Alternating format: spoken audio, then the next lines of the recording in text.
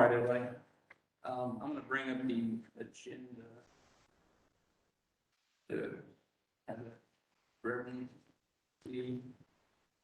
And, just going to welcome everybody. Thanks for everyone coming, both online and in person. I know it's kind of a strange time for meetings with the Delta variant and everything, so I appreciate that. I'm gonna just quickly call the roll. So Harry Gregor. Here. Harry's here. Nate. Yes, sir. Yeah, he's here. Mike Turner. Over here. Abby. Here. Abby's here. Matt Rooney.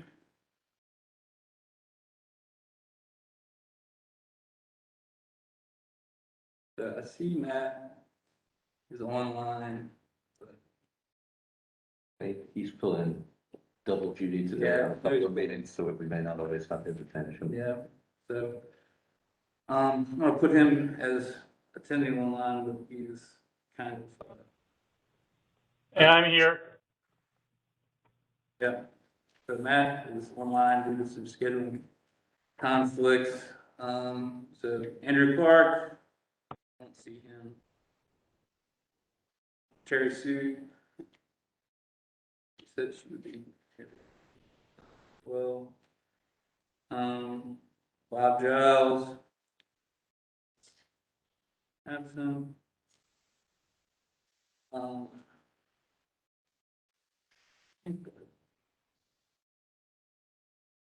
Tom Bishop. Absent. All right. So that I'm just gonna kick it over to Larry to kind of give some opening remarks and talk about our draft report, which was shared a week ago. If anyone online would like to have a copy of it, and then you don't, just send me a message in the mailbox, and I can send you the draft. Yeah. I'm not going to say too much now because we have a whole section here to talk about the report. But the one thing I did want to reiterate is that it is preliminary. None of this is set in stone, anything and everything is up for discussion and change. Secondly, one other thing I noticed as I was going through this earlier today is that on page, where we have program recommendations, the first part of that comes from the information Bob Giles gave us, the California guidelines, or at least the guidelines the PACE industry out there had agreed to that I think we all thought were acceptable. But sort of on page 15, after the point about lien registry, they stop being recommendations as so much as things we need to consider. So things like mandatory home energy audits, project value limits, and priority lien status. We didn't mean to indicate those as firm program recommendations as much as things that should be considered. So we'll make an adjustment to the format so that that's clear. Then we're about to hear John Rao, the National Consumer Law Centre, talk about some of the consumer issues they have seen with PACE. Between now and our last meeting, we had the opportunity to talk to Professor Stacey Tutt, who runs the Consumer Law Clinic at UC Irvine, and they're deeply involved in PACE and some consumer protection, and have represented some of the consumers who have had bad experiences with PACE. And I just wanted to highlight a couple of things we discussed with her that made it into the report, and I'm glad to say John can speak to all of these in more depth, but I just wanted to make sure you were aware of where these items had come from. So the first was in regard to the PACE Loss Reserve Program, which I think you can recall was set up to make first mortgage holders whole in the event that PACE had caused them to incur a loss. And we have heard that while it was funded $10 million, it has never been drawn down in any way. That is accurate. However, what Stacey has indicated is that claims have been made. The process is that claims are made to program administrators who then pass it on to the Loss Reserve Program. And what she understands is that some claims have been made and not passed on. So that may be might be slightly misrepresenting the situation to say. We know why they weren't passed on. Well, I'm hoping John Rao can go into a little more depth on that. Yes, there's one question that I'm not sure that I need to ask you. I'm not sure if the program administrators are paying them, and in that way settling it, or if they're not getting paid out at all. It could be one or the other or both. Right. Also, they have to go to the Joint Powers Authority, I'm assuming, right? Is that the next problem? I mean, the program administrators are like Greenworks and Petros in California. Yeah. Or Pace Loan Group or whatever, and then they would have to tell, I'm assuming WRCOG or one of these. Is there some connection between, from the program administrators to the actual sponsoring entity that has to happen before the loan loss reserve is? That, I'm not sure, Yeah. that would be a good question for our next speaker. Right. But the other thing to bring up is then on page 10, if you're following this, but yeah, in regard to, we obviously heard about the low levels of delinquency and foreclosure connected to PACE. But Professor Tuttle indicated again, maybe reasons why we're not seeing this. One is that often because PACE loans are paid off through property taxes, those may get paid off first either by escrow or otherwise. And so mortgage holders knowingly or unknowingly may be paying those property taxes and trying to reclaim them later when they bump up the monthly payment. Or they knowingly might be paying the first lien off because, again, this is my understanding is limited, but I believe that gives them more control in a foreclosure situation if they are the one foreclosing or pursuing delinquency. And then a second item where PACE may be causing financial difficulty for people, but we're not seeing it, is where government entities are electing not to foreclose on properties, but are selling that debt with a 5-year non-foreclosure agreement attached, in which case we may not be seeing that as yet. And again, once those are even foreclosed upon, it may not be registered as a PACE delinquency or foreclosure. But again, John can talk to both those items in more detail and answer any more technical questions you might have. Then one other thing I want to mention is that the Consumer Law Clinic is constantly trying to gather information on PACE and get the real story. I mean, they're a little hampered in that they don't have access to the data that PACE lenders do. They're hoping to get a lot of data as part of the Renegade America bankruptcy. And so hopefully that will give them much better insight whether these concepts they're talking about here are as widespread as they're concerned they might be. So again, I think John can talk to all of this, but that is just one thing that happened since our last meeting. I want to make sure everyone understood where those pieces of information were coming from. So now I think we can turn it over to John. Turn it over to John. John, are you able to hear everyone? Okay. Yeah, for the most part. For the most part, all right, yeah. Well, we can hear you loud and clear. And Oh, great. Stop sharing, and let you have the floor. Thanks again for being here. Well, thank you all very much for inviting me today, and I appreciate all the good work you've done so far in developing the preliminary report. So I do have a few things I wanted to discuss, but let me just start with that first question about defaults and delinquencies and foreclosures. Now I'll come back to the loss reserve question at the end, but at least on the default, and I mean, this has been a concern that NCLC has raised for some time, is that the message that's often given is that there are no defaults, there are no foreclosures, and part of the issue is just, you know, drilling down as to what is actually happening, particularly in California. And there, the good example is the JPA WRCOG and what they've been doing. So and by the way, we're really just focusing now on the homeowners who pay the PACE assessments directly. So those would be homeowners that do not have a mortgage escrow on their account. And I would say that the vast majority of homeowners that have PACE do have escrows. So this is a small slice of the overall amount of PACE borrowers in California. But WRCOG started a policy in 2017.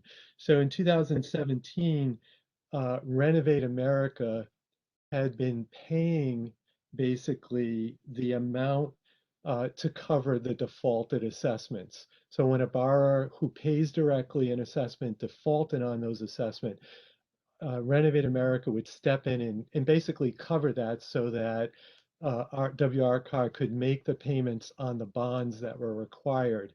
In 2017, Renovate America said they weren't going to do that anymore. And that year, our WRCOG had to pay $350,000 to cover the shortage, basically, because of the defaulted assessments in order to make payments on the bonds. They view that as being not sustainable. Because actually the next year, well, 2018, it had jumped by 2018, that shortage had jumped to 1.7 million. And clearly they saw that they were not able to do this. It wasn't going to work because it was going to come out of their program funds to be able to cover for these defaulted assessments. So they looked to another alternative, and they had two policy goals. One was they did not want to foreclose on homeowners. They did not want to do, RCOG itself didn't want to do it. And secondly, they needed to be able to have a way to cover this shortage. So they contracted out to a debt collector, First National Assets, and essentially sold the defaulted assessments, not the whole assessment, just the year or 2 years or whatever, the amount of yearly assessments that were in default. They sold the right to collect those to First National Assets, who obviously paid enough money to WRCOG to cover the shortage. And that contract, I think Stacy said 5 years. I think the most recent contract that they're entering into this year brings that period down to 4 years. So the collector is not permitted to initiate a judicial foreclosure until 4 years. And what's really unique about this too is the contract recognizes that the private debt collector is not permitted under California law to bring a judicial foreclosure proceeding on an assessment. So what the contract says is after the 4-year period, the First National Assets can then go back to WRCOG and ask them to begin a judicial foreclosure, which they don't want to do. So anyway, I don't want to spend too much time with this, but that's why you're not seeing any foreclosures, because of this very convoluted and long process that exists in California. So to discuss what we at NCLC came up with a list of about 20 or so recommendations for states to adopt in terms, if they decide to adopt a PACE program, 20 different proposals of what we consider to be the minimum consumer protections. I'm not going to go through that whole list of them. I think a lot of them you seem to have covered some of them in your preliminary report. I'd like to talk about it more from a big picture standpoint. And the first group I would cover is sort of in what I think is maybe a different way to look at how PACE has been presented until now. I think your preliminary report discusses this well by saying before the recommendations about there being two options. Option one being to regulate PACE as sort of as a financial product. And option two is to regulate it as a municipal assessment bond. And I would strongly urge you not to go for option two. That's what California effectively did. And what they did was they regulated it as an municipal assessment bond, but then they added this whole overlay over a period of years with state legislation to create an infrastructure that basically grafts onto the municipal bond structure a process to include consumer protections. And I don't think that has worked well, and there have been problems. And so what you have is, California, I think the flawed part of that is that it allowed contractors, private, home improvement contractors, to basically help and participate in the origination of PACE loans. These, in my view, it is a financial loan product and it should be regulated that way. And so I think the best way to approach this would be to have a structure in which, if you are going to have private program administrators be involved in this process, and they're the ones who are going to contract with counties or local governments to offer PACE programs, they should be the ones who really market the loans, and underwrite them directly without contractors. Contractors should just do the home improvements. In my view, it's really the program administrators, you know, Y Green, PACE funding, they are the ones who should be marketing directly to the homeowners, and they should be regulated as mortgage loan originators. Under the SAFE Act, they should be licensed with the NMLS, just like mortgage originators. We learned a lot from the foreclosure crisis in 2008. We developed these laws because they serve a purpose. They really have solved a lot of problems. That regulation, that mortgage loan origination process has worked well. And if you're going to have PACE loans made, run it through that existing system already, and have the program administrators be the ones who get licensed. That's really what I believe. And if you don't go that route, then please don't do what California did and give contractors this sort of right to be making loans. I mean, the problems are just, it's the only way to really, I think, solve the contractor problem, at least related to PACE, because you can have this.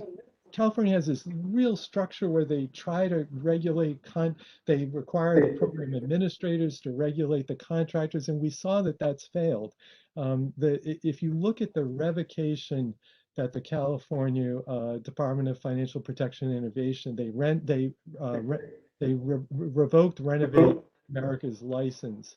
And they did that, you know, after they were essentially had filed bankruptcy. But what's interesting is if you look at that proceeding and what happened there, it was really Renovate America, this company program administrator who was duped by the contractor. You know, you look at a lot of what happens with, you think contractors are committing in some, and again, I don't want to paint all contractors the same. Obviously, there are good contractors out there, but the ones who are operating badly, they're not just deceiving the consumers, they were actually deceiving Renovate America.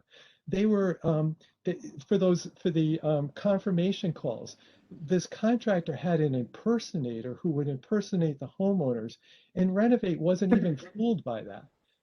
They were submitting fraudulent paycheck stubs and wage documents to Renovate. So if the program administrators can't even deal with these fraudulent contractors, that is why they need to be licensed. They need to be held accountable if there's a problem, and that's something that the California law doesn't do. It doesn't really make the program administrators accountable for the bad acts of the contractors. And I think that's the only way you're going to really stop the problem. So let me move on to the second big kind of recommendation. And that is, I put it under the category of essentially slowing down the process and making sure that these loans are appropriate for the homeowner. The way the California and Florida and Missouri business models are, is it's this rapid, you know, the contractor comes in, door-to-door sales, tries to get the consumer to sign the contract immediately, and they'll try to begin the work as quickly as they can before the homeowner has even an opportunity to realize what they've gotten involved in. And the program administrators honestly have been promoting this. And you know, you need to slow down the process. You need to absolutely be assured that that homeowner has an ability to repay. And there's one message I want to get across today, which is you will probably hear from the industry that we've solved a lot of these problems and we do screen for ability to repay. Well, I have some real questions about how that is actually being done in California, Florida, and Missouri. I believe I've asked, but I've not been able to been provided really good documentation showing what they are actually doing. And I think the program administrators will say, well, our process is proprietary, but I do think you all should be asking for this, and it shouldn't be proprietary for a state that's intending to regulate or to approve a PACE program. You ought to know what they're actually doing. I believe they're using automated models. This is what's referred to in the securitizations, that when these for the bonds, they refer to this being a very automated process, and I'm just not sure that works well. California law at least has some provisions that say that you can use these predictive. Well, you cannot use a predictive or estimation methodology for verifying income. That's not specific to the homeowner. And they give an example in the proposed regulations, which are going to go into effect, about how you can't have a modeling program that it basically says because the homeowner lives in a particular location, or they work for an employer, so therefore they must have average wages that meet. You've really got to verify income. That's a basic essential thing of financing today. You've got to verify income, and you can't use modeling to do that. And the same thing, I don't know whether they're using I don't believe they're using a debt to income ratio as sort of the test to determine whether the homeowner has an ability to pay. I believe they're using something that's more like a residual income test. But the problem with that is and that looks at basically what's left over after the borrower pays their expenses. And the question is, are you basing the expenses on at least some actual expenses, or are you basing it just all on estimations, a grid, for that purpose? And with certain kinds of loans now, with FHA loans, you can do that, but they also have they still use a debt to income ratio as well. So they use both residual and debt to income ratio. Just using residual income alone, that's just based purely on modeling, I just don't know if that's really an ability to pay. The other thing is, in terms of slowing down the process, is please require that there be an energy review or an energy audit. I just do not understand. I actually think this is just the biggest irony about the PACE program. The whole program was supposedly designed to allow homeowners to make energy efficient improvements that help them with their energy costs. Yet none of the PACE programs require a simple energy audit. And my understanding in Virginia, that could be done for as little as about $150, maybe even less.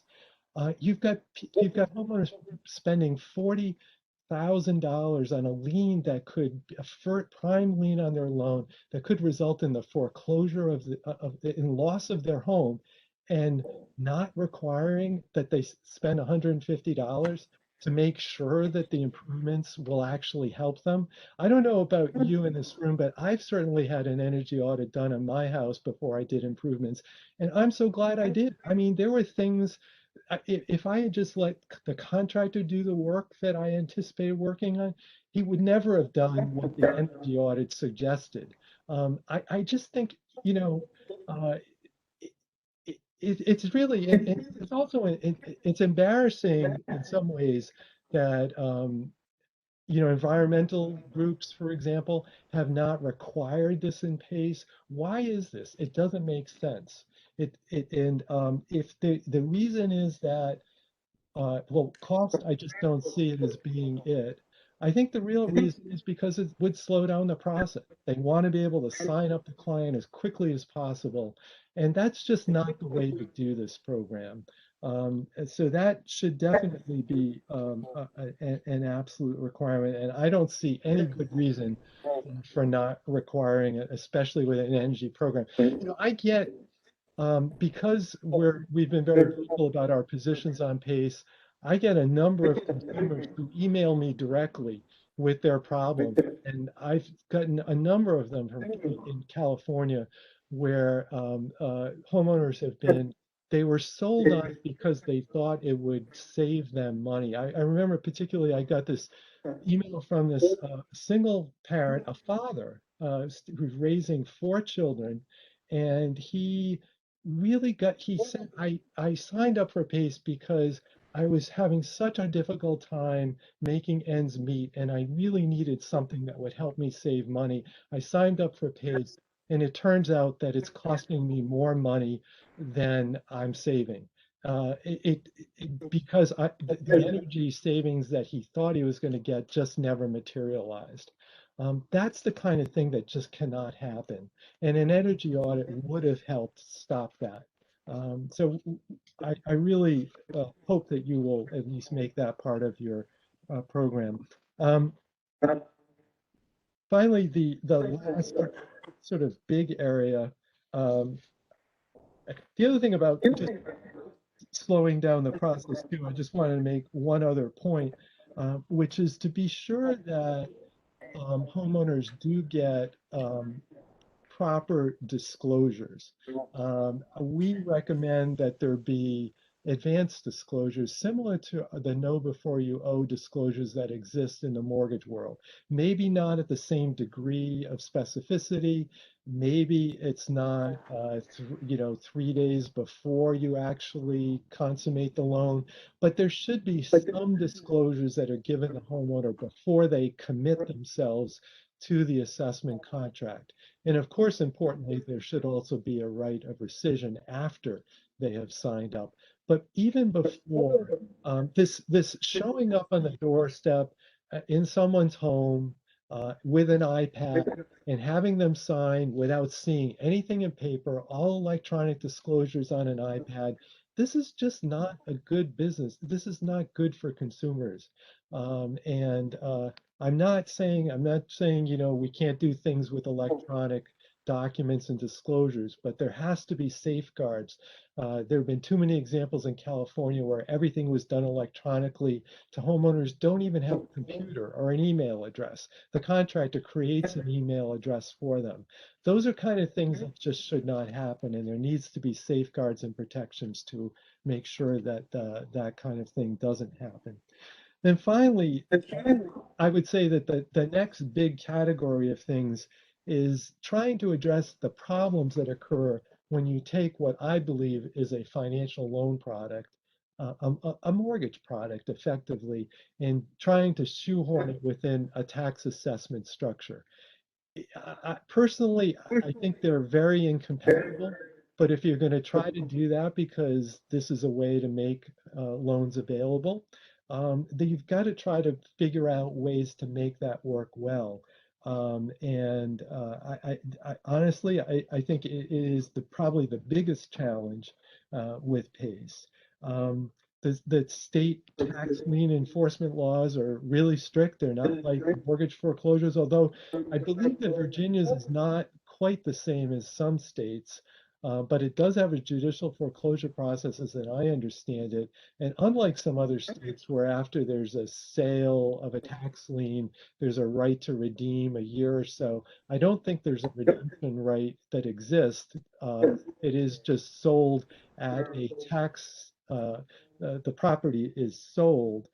So I don't know, it seems like there's got to be some way to deal with that issue. And then the other is that how do homeowners actually pay these loans? If you're doing it as an assessment, then there are issues. If you're thinking about it as a loan, the typical loan is paid in monthly installments. Well, if you're running it through a tax assessment structure, there are two implications, whether you have an escrow on the property and a mortgage or you don't. Let's take the homeowner who doesn't have an escrow and a mortgage. They're paying directly, but unlike, and I should have checked this, I'm sorry I didn't, but in most states, you're not able to pay assessments a monthly basis. You're not able to pay them even a partial payment. And I assume that's probably true in Virginia, though I don't know. But typically they're either paid annually or biannually.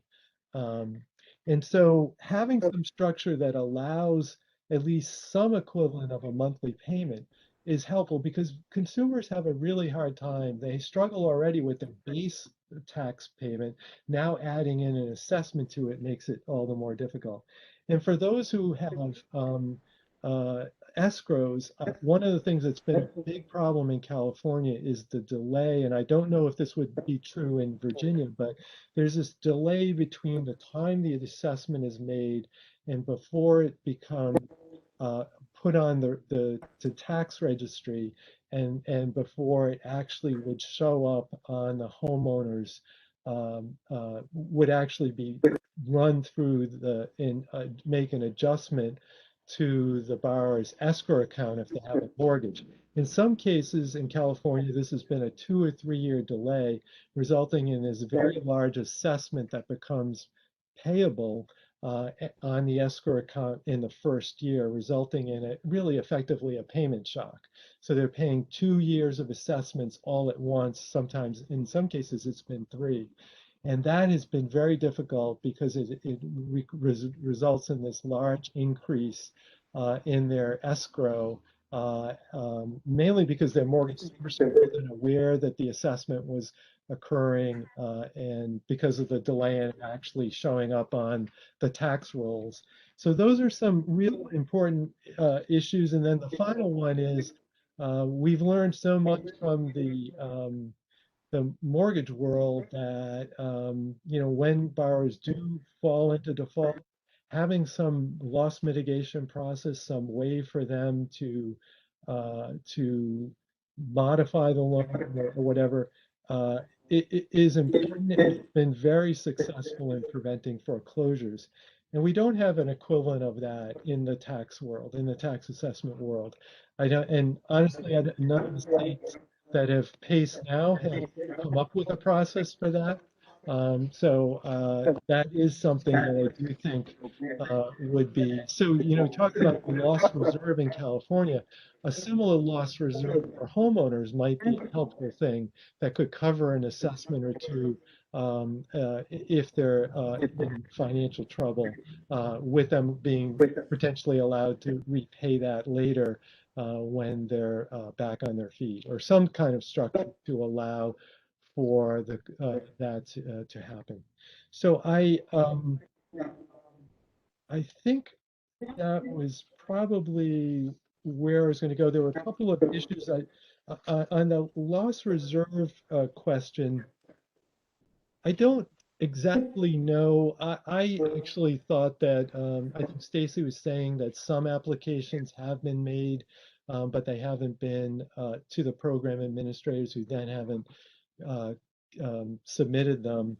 I'm not aware that that's true. I just don't know about that. She may be right. I just don't know. The way I understand the California Loss Reserve, though, is it does not allow a mortgage lender to directly apply for it. So it does have to go through a PACE program.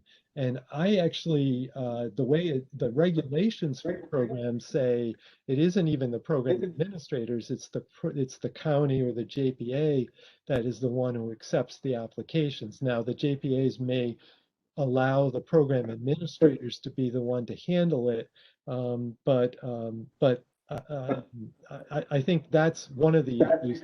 The other thing is, it really just doesn't surprise me because that there's been no claims, because the mortgage servicers, I don't think really understand what PACE is all about. I've had some conversations with them.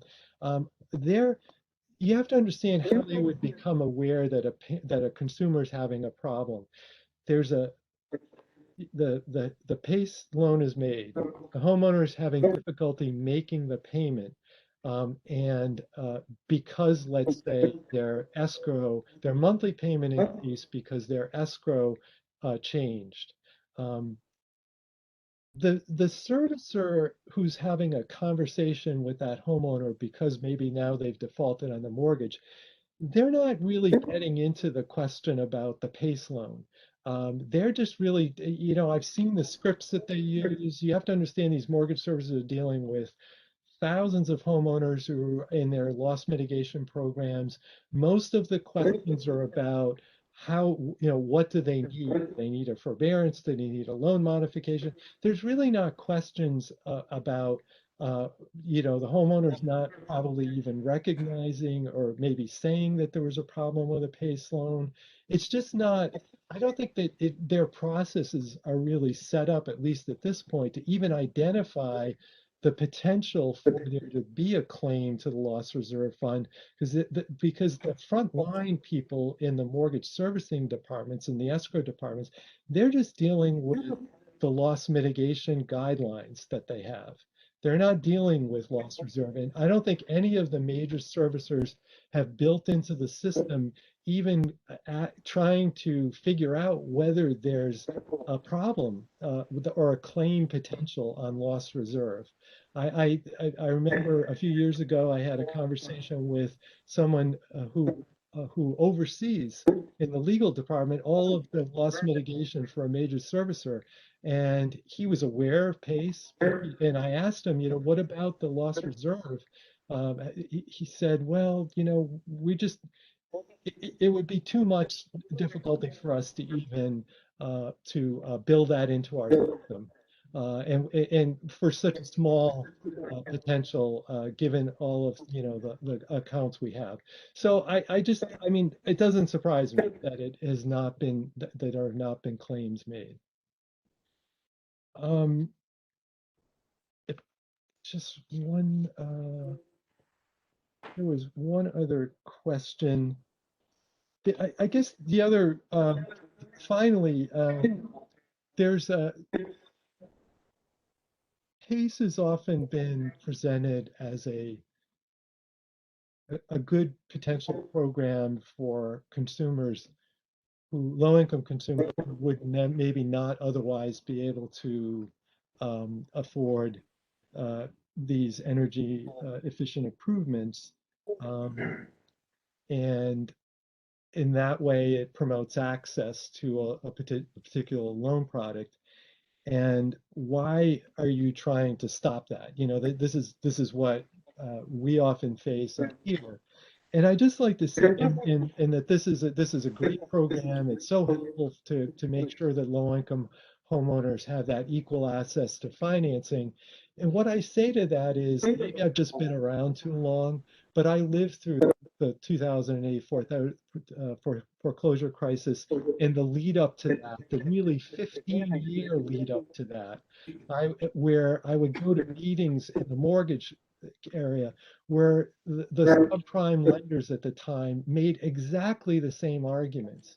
And they said, you're preventing you're preventing needy low-income clients from getting access to credit. We have a great product for them, these subprime loans. Why are you trying to prevent this? And we would say, we always said, it's the first line of defense. The first thing that must be happen is that the product be safe. If you can assure me that it's a safe product that won't increase the likelihood of foreclosure, then fine. But otherwise, just promoting access in and of itself is not a good thing. And we were proven right. I mean, the subprime loans, look what happened. They almost brought down the whole economy. I'm not saying PACE is in the same category. It's different. But I do think the argument about, access to credit can be used to try to persuade people to adopt a program. But that should only be a consideration after you've assured that it is absolutely a safe product that will not increase the risk of foreclosure and home loss. With that, I think those were the end of my comments, but I'm happy to answer any questions that you have. Yeah, Abby, you have a question? Yeah, hi, John. Just a few things. So I've been involved in the PACE a long time, almost entirely on the commercial side, but early days, I was involved a lot in seeing what's going on in California and was aware of some of the changes that have been made and aware of the opposition to our PACE. And I understand a lot of what you're saying and agree with a lot of it. However, I do think what I haven't heard is maybe models that could work or have worked well that we could also consider besides the renovate type model that we know had a lot of good success stories, but obviously some issues with protecting consumers, the way it was structured. So could you speak a little bit more about Sonoma County? Because I know that Sonoma County is a sponsor, even though they do have support from, I think, Y Green and others, they have, I think, had a pretty successful program and maybe run differently than the Renovates of the world. So could you speak more about Yeah, that? so I'm sorry, what was, I missed, Sonoma County, California has run their own residential and commercial program for a long time, and I don't think they've had some of the same issues that Renovate, Renew, or et cetera. Yeah. right. Yeah, so there have been a couple of examples, Sonoma County, of those that have been really county driven. There's actually a program in Vermont. There was a pilot program in Cleveland that was run this way, where they were not using the program administrators and instead essentially handling the whole administration as well as the, solicitation to owners, all basically through their own personnel. I mean, I think it's a good model, but it also requires, you know, a lot more commitment by local government, the local government sponsor to be involved in really the operation and administration of the program. So it can be very effective. I think some in the PACE world will say that that's can only be done on a small scale. It's very hard to scale up from a program like that, and I don't know. I'm not sure, but I do think that it is something that can. So. Thank you.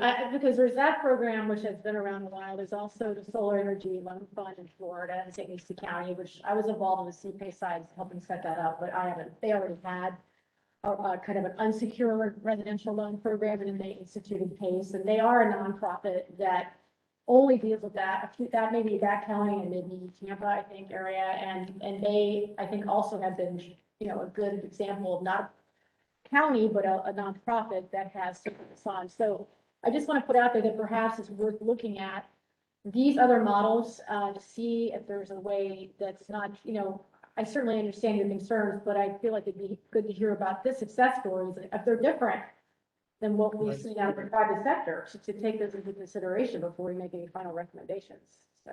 Right. The other thing I would say is for looking for different models is that it hasn't happened yet, but well, it's been in the process for a couple of years, but in New York, they are thinking of doing a pilot program there that actually does involve one of the existing program administrators, but they are proposing to do it differently. This particular program administrator is saying they are coordinating with a regulated bank, and they are planning to do it to fit within, rather than say that we're not subject to any of the regulations and laws that apply to lenders. We're not going to do that in New York. We're going to run a PACE program. We are going to do directed to homeowner marketing ourselves. We're going to make the loans in coordination with a regulated bank, and we are going to comply with the New York financing laws on lending. Now, they haven't done it yet, but that is the proposal that they are planning to do there. Whether it happens or not, I'm not sure. John, what is the name of that program administrator? I'm pretty familiar with certainly Susan more than her job. It's PACE Funding is the one who's been involved in that process. Sorry. I'm sorry. You said PACE lending? Is that? PACE Funding. Okay, so I mean, Giles Group. Okay. They changed their name to Yeah, that's right. Home Run Financing. Home Run. Okay, thanks. So they're working with NYSERDA or with the state on developing. Yes, that? they are doing that. Again, this is all, it's not been approved yet, so it's still in a preliminary stage, but I've been on some of the calls that they've had with the consumer organizations in New York to discuss the general proposal.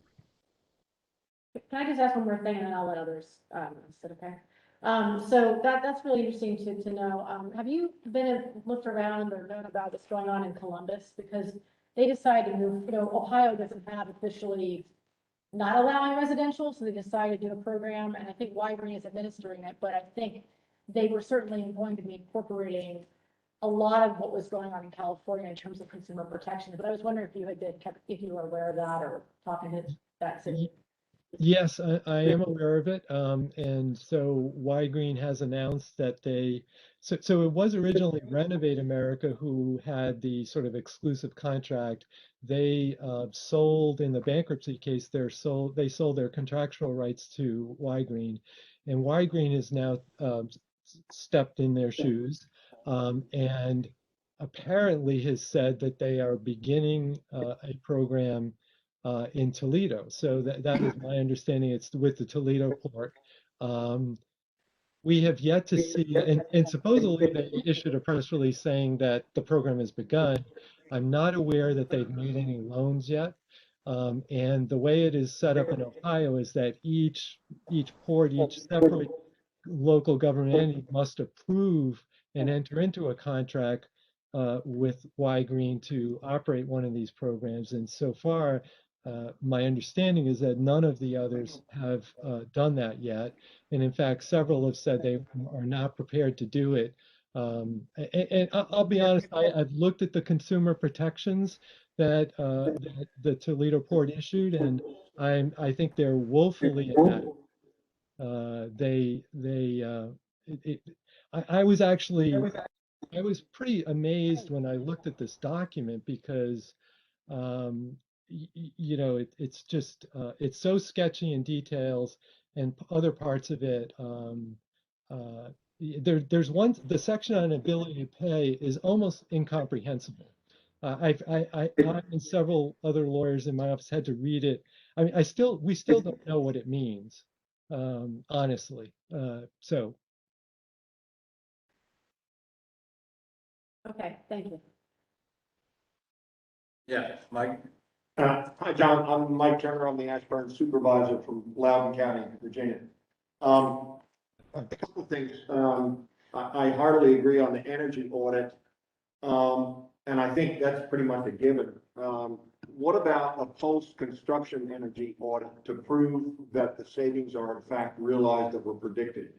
I think the value of the energy audit is, I think probably you're going to end up sidetracking a lot of people that get through an energy audit and go, well, shoot, I don't need an iPace loan. I can do this, this, and this, and it's a whole lot better and a whole lot cheaper. And so I think the energy audit will siphon off a lot of inappropriate customers. So that's good.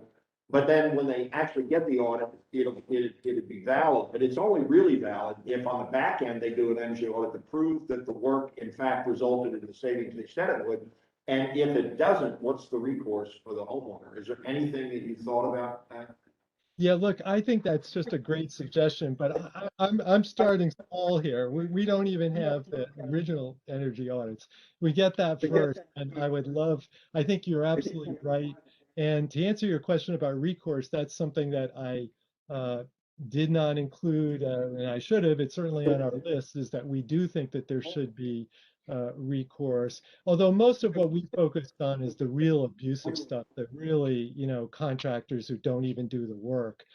Your point is a good one. I don't know how easy that would be to accommodate, but we really need to deal with the real difficult stuff first. The other thing I would just say, you know, when I mentioned about slow down the process, and even this question about access to credit for low-income consumers, one of the things that some of the promoters of PACE will always say is, look, we're really helping that low-income person whose air conditioning system broke down, and you know, we're the only solution for them. And again, what I would say is, to a lot of the things I've talked about in terms of slowing down the process, I'm willing to accept that. And by the way, I just want to say one thing about that. While I often talk about the emergency HVAC, the actual reality is that very few loans are made for that. So while they keep touting that, they're not really making those loans. If you look, even Florida you would think would be a state where there would be huge need for HVAC repairs, and that PACE would be used for that. Only 13% of the PACE loans from one program administrator, the records that I've looked at, only 13% were for HVAC. And it's probably, and how much of that was even an emergency HVAC? Probably even a smaller percentage of that. But I'm fine with having an emergency exception that maybe, would say that you didn't even have to have an energy audit. I still think you should. And you maybe could, maybe even not allow the rescission period that if the consumer waives it in an intelligent manner and it's absolutely emergency and there's a small dollar cap, it's not, these are small loans. I think that might be fine to include in a PACE program. And that addresses this issue that, everyone's saying, well, we have to have this program available for people to get their, when their HVAC systems go out. I think that's the solution for that, but make sure you have very robust protections for everything else and make sure that if you do have an emergency exception, it's very narrowly drawn and not subject to abuse. John, I can follow up, you generate more questions, sadly for everybody else in the room here, but, I want to go back to your comment that you think that the marriage between the mortgage industry and the tax assessment mechanism is an unholy alliance, that you think that's a bad lash up. As I understand, I'm a layman in all this stuff, so I'll caveat that, but as I understand it, the value of the PACE program is that it attaches the debt to the property, which carries forward with the property, and the consumer is then not carrying around a personal loan that they've got to pay off. That has a whole bunch of implications, but I'd be curious if you think that that's a bad lash up, then how else could we do it? Yeah, so on the issue about, that's another concern I have is this way in which PACE is promoted is to say that, oh, the homeowner, it's a lien that just runs with the land. And if you sell the property, you don't have to worry. The next homeowner will just take over the assessment. And in practice, that's really not happening. And for good reason. Think about it, if you were about to buy a home, and there's this $40,000 assessment on it for energy improvements, and you're not so sure you would have entered into that, or for that matter, it may be 5 years from now, and let's say it's solar panels, and the technology is greatly improved. There are much better solar panels out there now because this is a very evolving area of home improvements. Are you really going to take on that $40,000 assessment? You're probably not. You're going to require the seller to pay it off or to pay most of it off at closing. And that is actually what's happening. You talk to the realtors in California about this and elsewhere. That's what's practically happening. So it's really a fiction. And I mean, there may be some examples where it is happening. But the other thing about the tax assessment structure is that there are penalties, for good reasons. We have tax laws that say if you don't pay on time, you need to pay penalties and interest. And, again, that's fine to make sure that homeowners pay their property taxes. But now when you start putting loans in that structure and you're already charging a high interest, what I consider a pretty high interest rate for these PACE loans, and then added on top of that is if you fall behind, you're going to have to pay penalties and interest. This is just not a good thing. I don't know what the solution is, honestly, other than maybe change some of the solution I would see is that you change some of the tax assessment laws to make them more accommodating to a loan program. But honestly, I don't think state legislatures want to do that, and I don't think they are going to do that. So that's a problem. One last quick question. So I want to consider for just a second the near image. You spent a lot of time talking about R-PACE loans for middle to low income homeowners for emergency repairs, that sort of thing.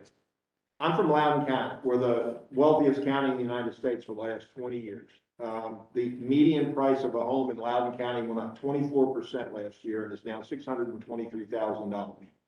I feel that there's a huge market in Loudoun County for relatively well-off families who own very expensive homes. And I'll just throw me out. I've got a second house in Waterford, Virginia, that is a Rambler that is perfect for rooftop solar. And is there a market there that has not been tapped, and would it fit within the current guidelines, or can you see tweaks to the system that would make it an attractive product to a fairly well-off homeowner that wants to do this? Yeah, the biggest tweak would be to reduce the cost to the consumer. Right now, these PACE loans they're much cheaper alternatives for higher income consumers. They can get mortgages at even a home equity line of credit, but they could either refinance. They're gonna use those options. They're gonna use the current existing mortgage products, which are at very low interest rates. Now, maybe in another economic time when mortgage interests go up and PACE loans are at the rates that they're at now, I could see maybe PACE loans being used by higher income consumers. But right now, they're much better, less costly alternatives that don't create a first prime lien on the property. So I don't see it being used. In fact, I would say that, there's a lot of talk about in California that the PACE originations started to drop because of regulation. I actually think that there may be another story to tell there, which is initially, I think some of the PACE loans were being marketed to middle to higher income homeowners, and they were penetrating somewhat that market.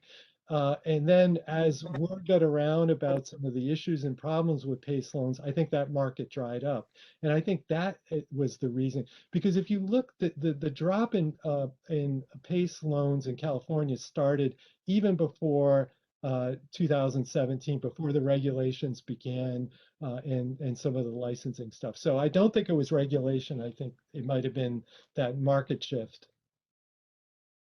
Thank you, John. That was really helpful. Just a few more questions. Thank you. Hi, John. And so I don't know if I didn't say my name. I thought I might get a better job with that. I'm Abby Johnson. I run the commercial PACE program for Virginia PACE Authority. And I have a feeling you might have met a few years ago, maybe in Alexandria. Were you sitting at the table next to me at Virginia Housing? I don't know. I don't think so, but maybe. All right. Well, anyway, I know I met someone, I think, from your Yeah. organization. Yeah, who was there and told me, in detail about the reservations with our PACE. So 2 questions. One, I know you have, and I'm commercial PACE, but I do see a value to residential and trying to figure out, obviously the way it's going now is got its issues. But if we went back to the prime reason why it was created in the first place, it was created by a bunch of folks, Cisco DeVries and others in Berkeley. And the goal was to help homeowners primarily make deep retrofits to reduce carbon, to reduce the impact on the environment. That was the original idea. It wasn't this big, let's take advantage of everyone and have contractors go wild. I don't even think that's what Renovate even intended at the time, but of course they're a money-making, private equity-driven organization, and they did what they could to make a lot of money, and we all see the goods and bads of that. But I'm just thinking, going back to the core idea, there was a need for it. I still think there's a need for it. I think could really help low-income homeowners. I realize because weatherization is not going to cover it. Right, Jerry, and it's not, the program does not, in Virginia anyway, have anything close. We don't have, unfortunately, a funded green bank right now. So there's a lot of homeowners who are low to medium income who are not going to receive some advantages. So how can we structure something that could work? Maybe it's at a pilot level, maybe it's at a county level, and then we see it work, and then we can find funding to make it at a state level. I don't know, but I really think that I'd like to see if you could envision something where you think it's a good thing to have, because there was a gap, and there still is a gap here in Virginia. And we can, by the way, have monthly payments, at least on the commercial side. It can be done monthly, billed monthly, weekly, annually. We have that ability here to do that for the payments. So is there any way you see it being a good thing to have, if it could be structured, starting kind of from the beginning and developing? Yeah, I mean, I agree with you completely. And I still think it's, the people who are involved are well-intended. I do think the original concept was a good one, although I think there was some misapprehension about the tax assessment structure. Again, that is a challenge. It really is. I know it obviously provides um, a method to make credit available using municipal bonds and so forth, but it also has its challenges, as I've said already. But I do think um, maybe there's ways. I think that the two that come to mind, we've already sort of spoken about. One is the model that you does have more involvement. I mean, so I think there is a possibility to include some of the recommendations I've made to still involve the program administrators, the private program administrators. They can still play a big role, but I do think there's needs to be more local government involvement. The way it's been done in California, Florida, and Missouri is the local government entities that essentially allowed their municipal bond ability to be used to create the financing structure, but then have sort of taken a hands-off approach to the operation of the PACE program and deferred completely to the program administrators. I do think there needs to be more of a partnership between them. And if you do that and include some good protections like I've described, I think it could work. The other is the model that maybe or maybe won't happen in New York, which is to have the program administrators fit within an existing regulatory structure that deals with financial products, but still have it done as a tax lien and still have it be through the assessment structure. It's sort of a melding of the financial product world with the tax assessment structure. I think that could work too, but I do think it may require some changes to, maybe even to state law to make that work well. Yeah, our system is definitely different in Virginia. We don't have joint powers authority structures, and so even though now there's gonna be the opt-in to have a statewide CPACE administrator, even so it's an opt-in. So right now, local governments have elected to hire a program administrator and they do it by locality approach. So we already have that structure. Even with the statewide, it's gonna be opting in. It's the decision of the local government to decide to be part of it, not just this kind of blanketed kind of overlays of different JPAs that you have in Florida, Missouri, and California. So I do think we have a structural system that is much different than in California, which may or may not benefit us if we decide to move forward. Thank you. Jared? Just a whole host of questions, but I think what you said earlier or just previously about that it wasn't consumer regulations that drove down the market in California. I've always wondered what happened with all the FHA reversals in California's residential PACE market. And I'm kind of still concerned if we ever did get residential PACE in Virginia, what do we do with FHA? Because right now, if you're a bank, and I'm at this point where I feel like just following the commercial PACE model we have going, it works for me, because if you're going to be a bank and you're going to sell that mortgage to FHA or whatever its involvement, you can just tell the consumer that, no, you can't have a PACE loan because I can't market it with my FHA mortgage. And that is what permission is all about, and getting lender consent. So if you can't get consent, you can't do it. But I do look at our energy needs here in Virginia as being very different than California's. And what I see, and I have done sort of quick audits of houses from Southwest Virginia to Ashburn, where I lived. And so I live in the same county as Mike represents. And recently benefited from selling my house there. At any rate, what I did was I looked at what am I going to do? And I'm looking at from an environmental standpoint. How am I going to lower the average carbon footprint in Ashburn and Loudoun County is 60 tons. And a lot of that's from transportation. The rest is really a big chunk of it is from what you do at home. So how do I lower that to something rational? And the only tool that we have is using very efficient geothermal HVAC. The point, you put in the ground a loop that has a 100-year life, you put a machine in that lives longer than any current stuff.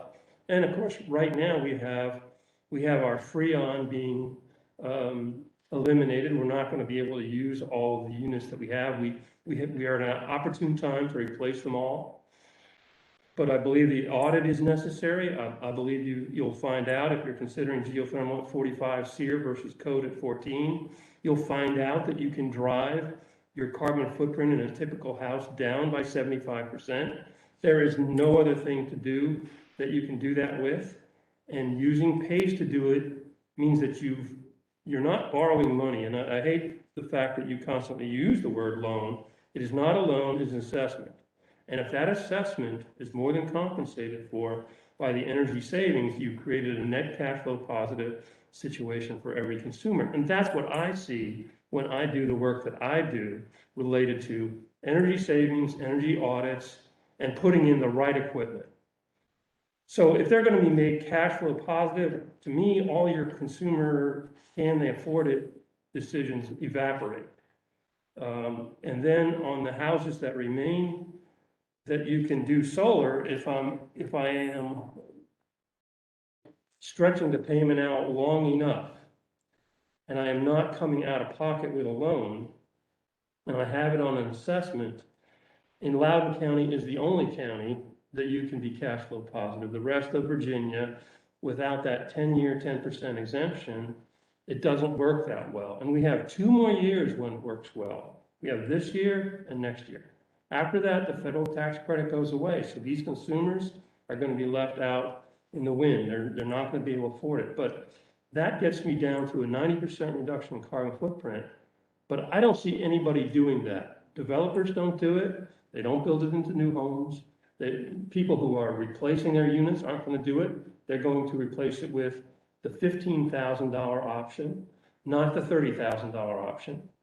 And across the board, we're just going to continue kicking the global warming can down the road until we destroy the planet. I mean, that's the great cartoons. I kind of enjoy them. Yeah, we had great profits, but we destroyed the planet. So, you know, in Virginia ourselves, we have 10% increase in energy coming up. We have the obsolete Freon, solar tax credits expiring, and I think we need residential PACE this year. Also, in our laws, it's the same 2 buildings. One is a co-op, one is a condo. You can do the PACE projects on co-ops, but you can't do it on the condo. You can't do it because the law says you can't use it on a condo. You can't fix the central AC on a major condominium project, you know, a 20-story project. The things that I've worked on and told people, no, you can't do it. So there's a lot of laws to be changed. All of these things can be forced to benefit consumer. If you require a PACE project to be net cash flow positive, that's going to eliminate a lot of guys that can't do it. And Mike, as far as the next year's audit, if your bill's not matching up to what you were promised, that's all you have to look at is the bill. And to me, that's how I've always felt like you can handle, you know, post audits. But that's my major notes and problems. I started working on this because I worked on Christmas and April projects and Habitat for Humanity projects. And I saw what I could do for low-income people by doing those things, doing better insulation. If we were to go and switch to isofoam insulations, you can go from, my house was designed with 500 square feet per ton. If you switch to good foam insulation, you'll get to 2,500 square feet per ton. So you've just cut your AC from, on a 2,000 square foot, 2,500 square foot house to a 1-ton machine. You've changed your electrical loads, you've changed, you know, the price of how much you're using, and then you switch it from something that's working at 13 or 14 SEER to using 1/3 the energy if you switch to geothermal. That's how you change things. And we need a different structure to do that because we have structures in place that aren't helping. Thank Thanks, Jerry. We have John for a couple more minutes. John, is it to, we have you to 2:30 or is it to, or to 2:20? Or, 2:30, 2:30 would be fine. or, I know you have a meeting, so maybe just 5 or so more minutes. But Abby has another question. And I didn't know if you actually wanted to respond to Jerry too. Oh, yeah, you want to spot, yeah, I just had If a you wanted to comment. respond to his comments just then. No, well, I was just going to say that what you've described is exactly the reason why PACE is not working. You're describing something that's completely different than what PACE is. PACE could be what you described, but it's not what it is now. Nothing like that happens. So I agree with much of what you said. I agree with much of what you said. It's just, it's not the way it's being done. Well, that's what we need to, that's what I thought this committee was here to do, is find a way to get it done the right way. Exactly. No one's trying to go back to that, the old model. We know that's not really the model that's going to work going forward, right?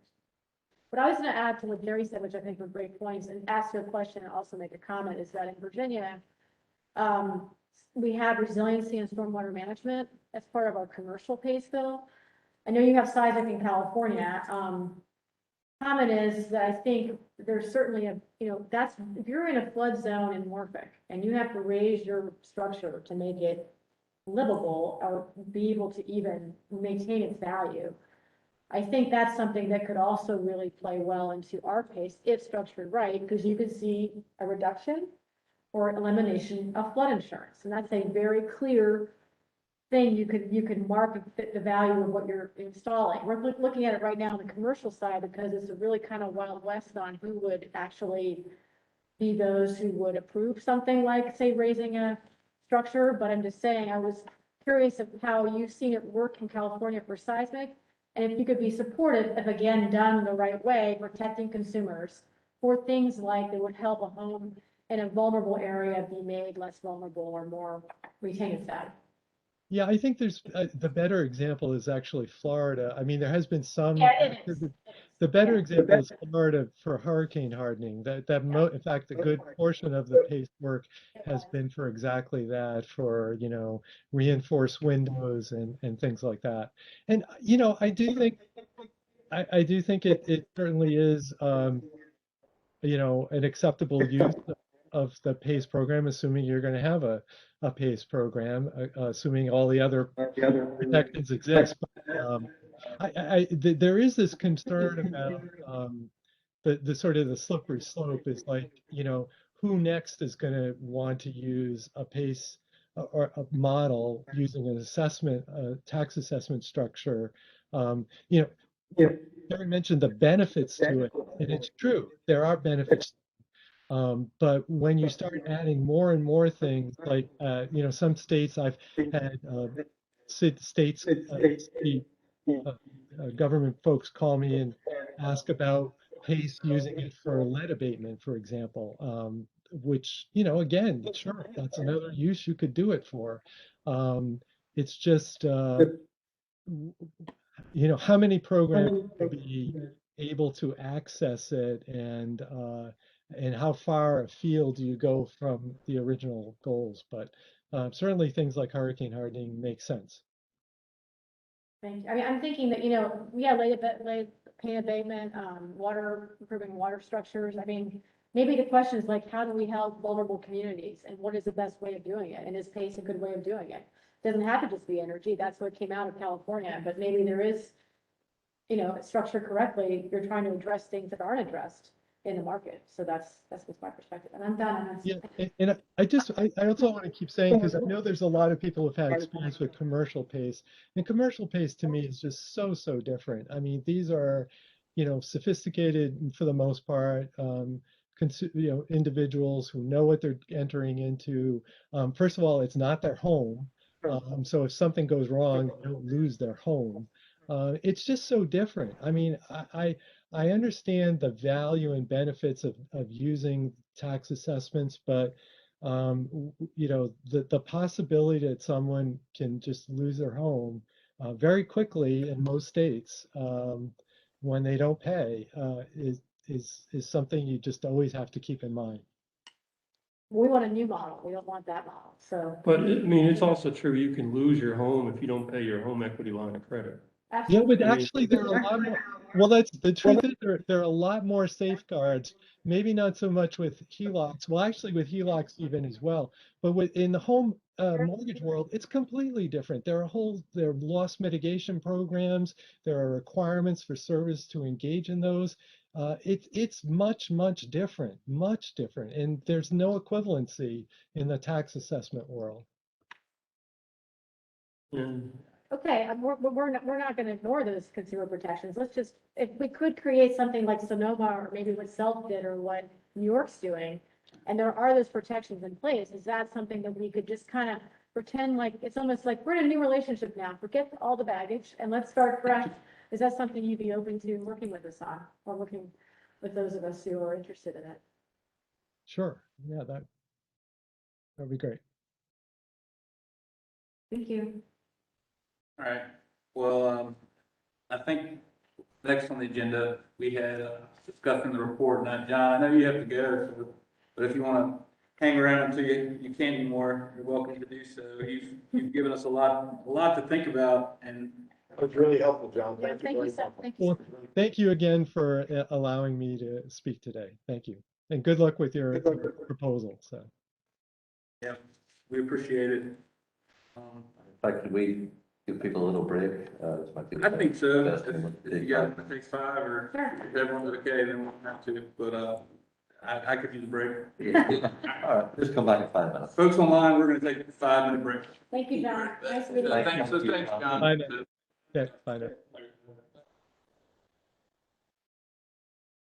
Yeah, that's something for River Windsor. Yeah, but I think if you follow Jordan, you'll find it.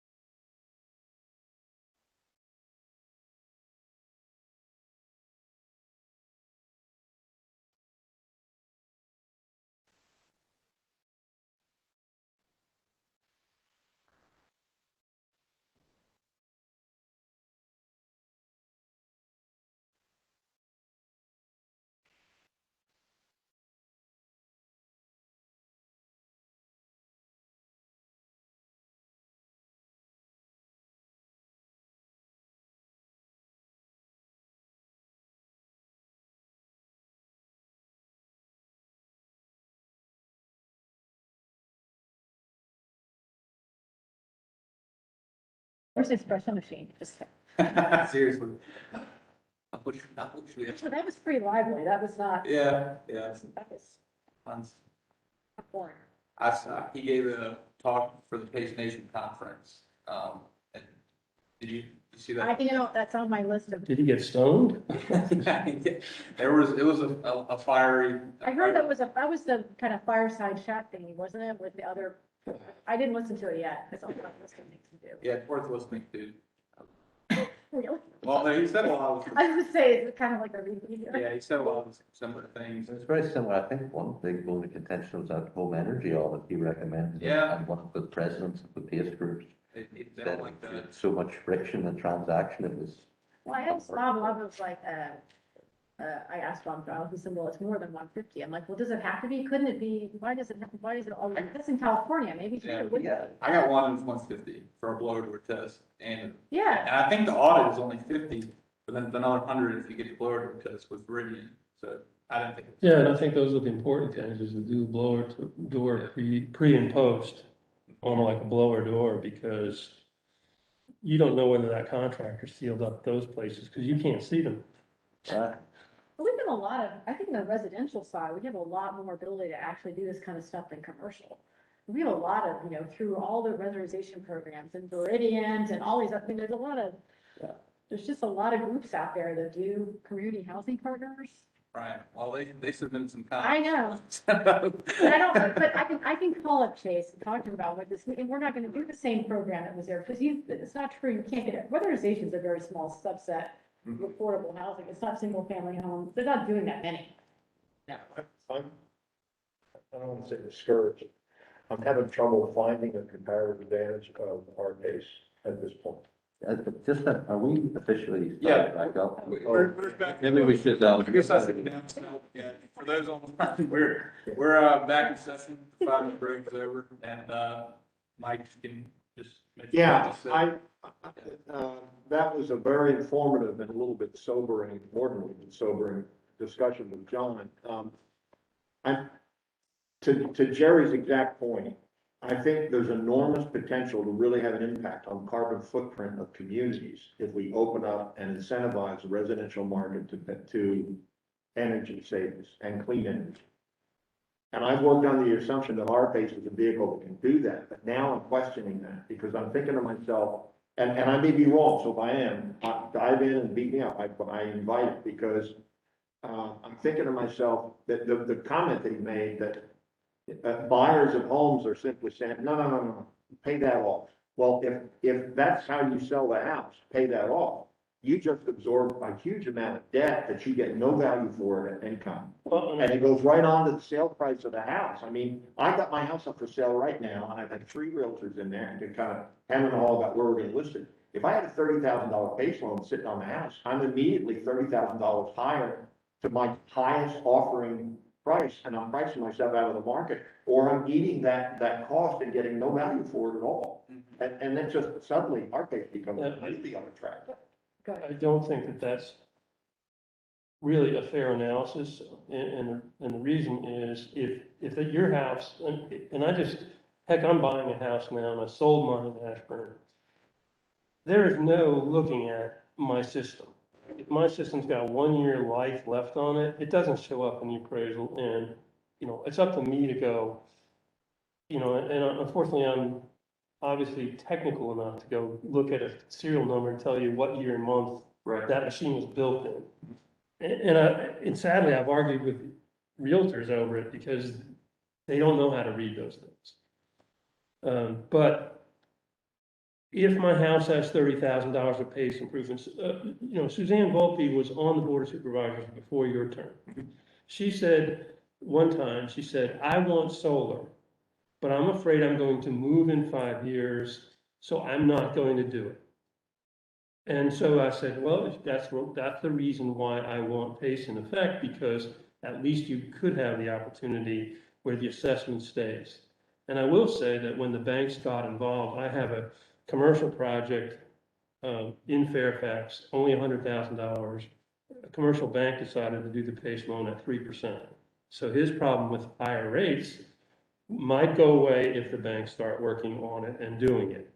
I have no doubt that it would, because But back, I agree with you. all those things can happen, but if you, right now, I'd say 99% of the time, you're gonna have to pay off the PACE assessment in order to market it in our current banking situation. It's not because of PACE, it's because of the banks and what they're willing to write mortgages on. Well, do you think it could be from the potential buyer not wanting to, like, maybe you're eliminating some of your. I think if you potential sell your house, Mike, with a $30,000 PACE and your energy bills are zero, that's a different story. No question about it. No question. I think that's a selling point. I think I could get a buyer to buy that. Yeah, I mean, this is, If you already paid, so you did 100, you didn't pay 30,000 today, and you sold your house in 4 years, but the payback was 2 years, well, you've already paid it off, you've already saved the money, so yeah, you have to pay out that assessment, but you already saved that money. If I can demonstrate net positive, and if I could, I didn't realize we could pay tax assessments on a monthly basis. Yes, at least in commercial, you can, so I think it's all. yeah, I kind of find that one Yeah. hard to understand because I pay my mortgage and I pay my insurance monthly to the mortgage company so they can pay it. Right, If I had an assessment on the property, and this was true everywhere I worked in Maryland, Montgomery County, WSSC land, they all had a 23-year sewer water assessment on them. Nobody had a problem putting in escrow. So to have it all of a sudden with PACE problem, that's a manufactured problem. Okay, got that. All right, because that's helpful. So if I can talk to a buyer and, see, I'm trying to think what the sale would be. So I build a $30,000 PACE project, and I got rooftop solar, and I got geothermal HVAC. And I got a $30,000 PACE loan. So now I'm gonna sell my house for $650. And he comes in and looks at that, and the assessment is gonna carry with the property. So is the property worth $650 or is it worth $680? And do I have to sell it for $680? If I sell it for $650,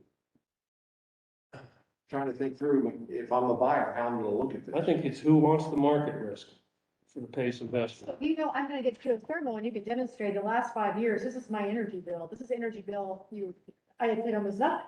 They go, oh, wow, that's a real value, okay, I will be willing to pay the assessment, and or hopefully the assessors added the value of the geothermal to the, that's comes part of. Well, it. actually, yeah, I think you just answered the question. I still sell the house for $650. Yeah, I still sell the house for $650, which is what the house is worth on the market. And I tell them, and your energy cost monthly are zero.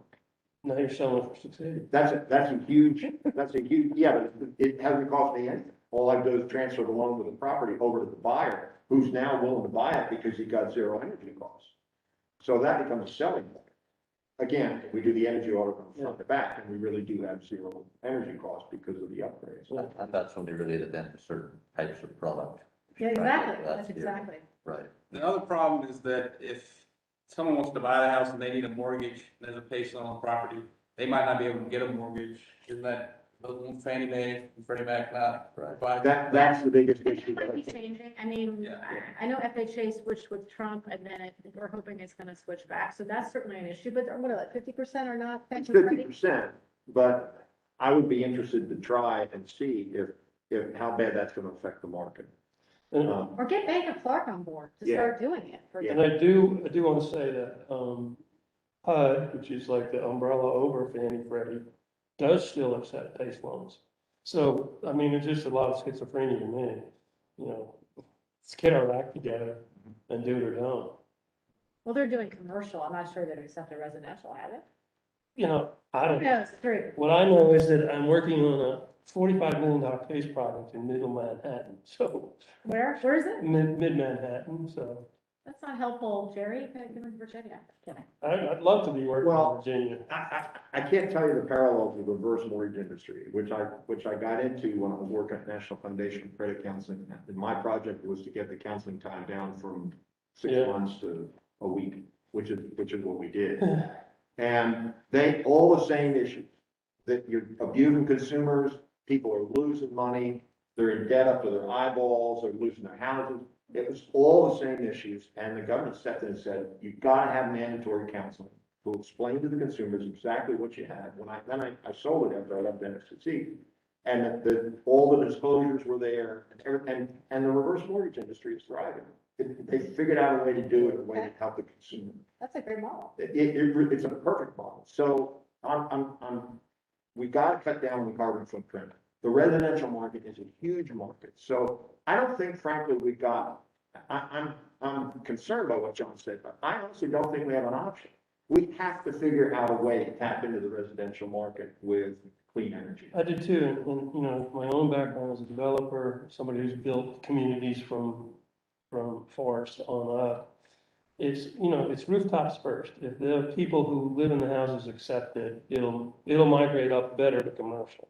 It's not gonna just jump down from commercial, it's not a top-down idea. I'm convinced, and I've been convinced since I started working on this in 2015, that this is a bottom-up thing. If you're a wife, if you're running, you know, I'm talking to the biggest developers in Northern Virginia because that's who I work for.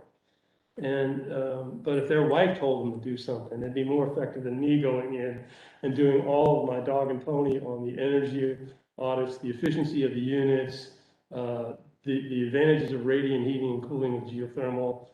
That's not gonna sell them, but their wife's saying, let's do it at our house. That's gonna sell them. So it's just reality. Just to me, it's just people. So yeah, I guess if you can demonstrate that there would be a net positive result from the loan, then that would be a selling point. But I just don't know if that's been seen in other states.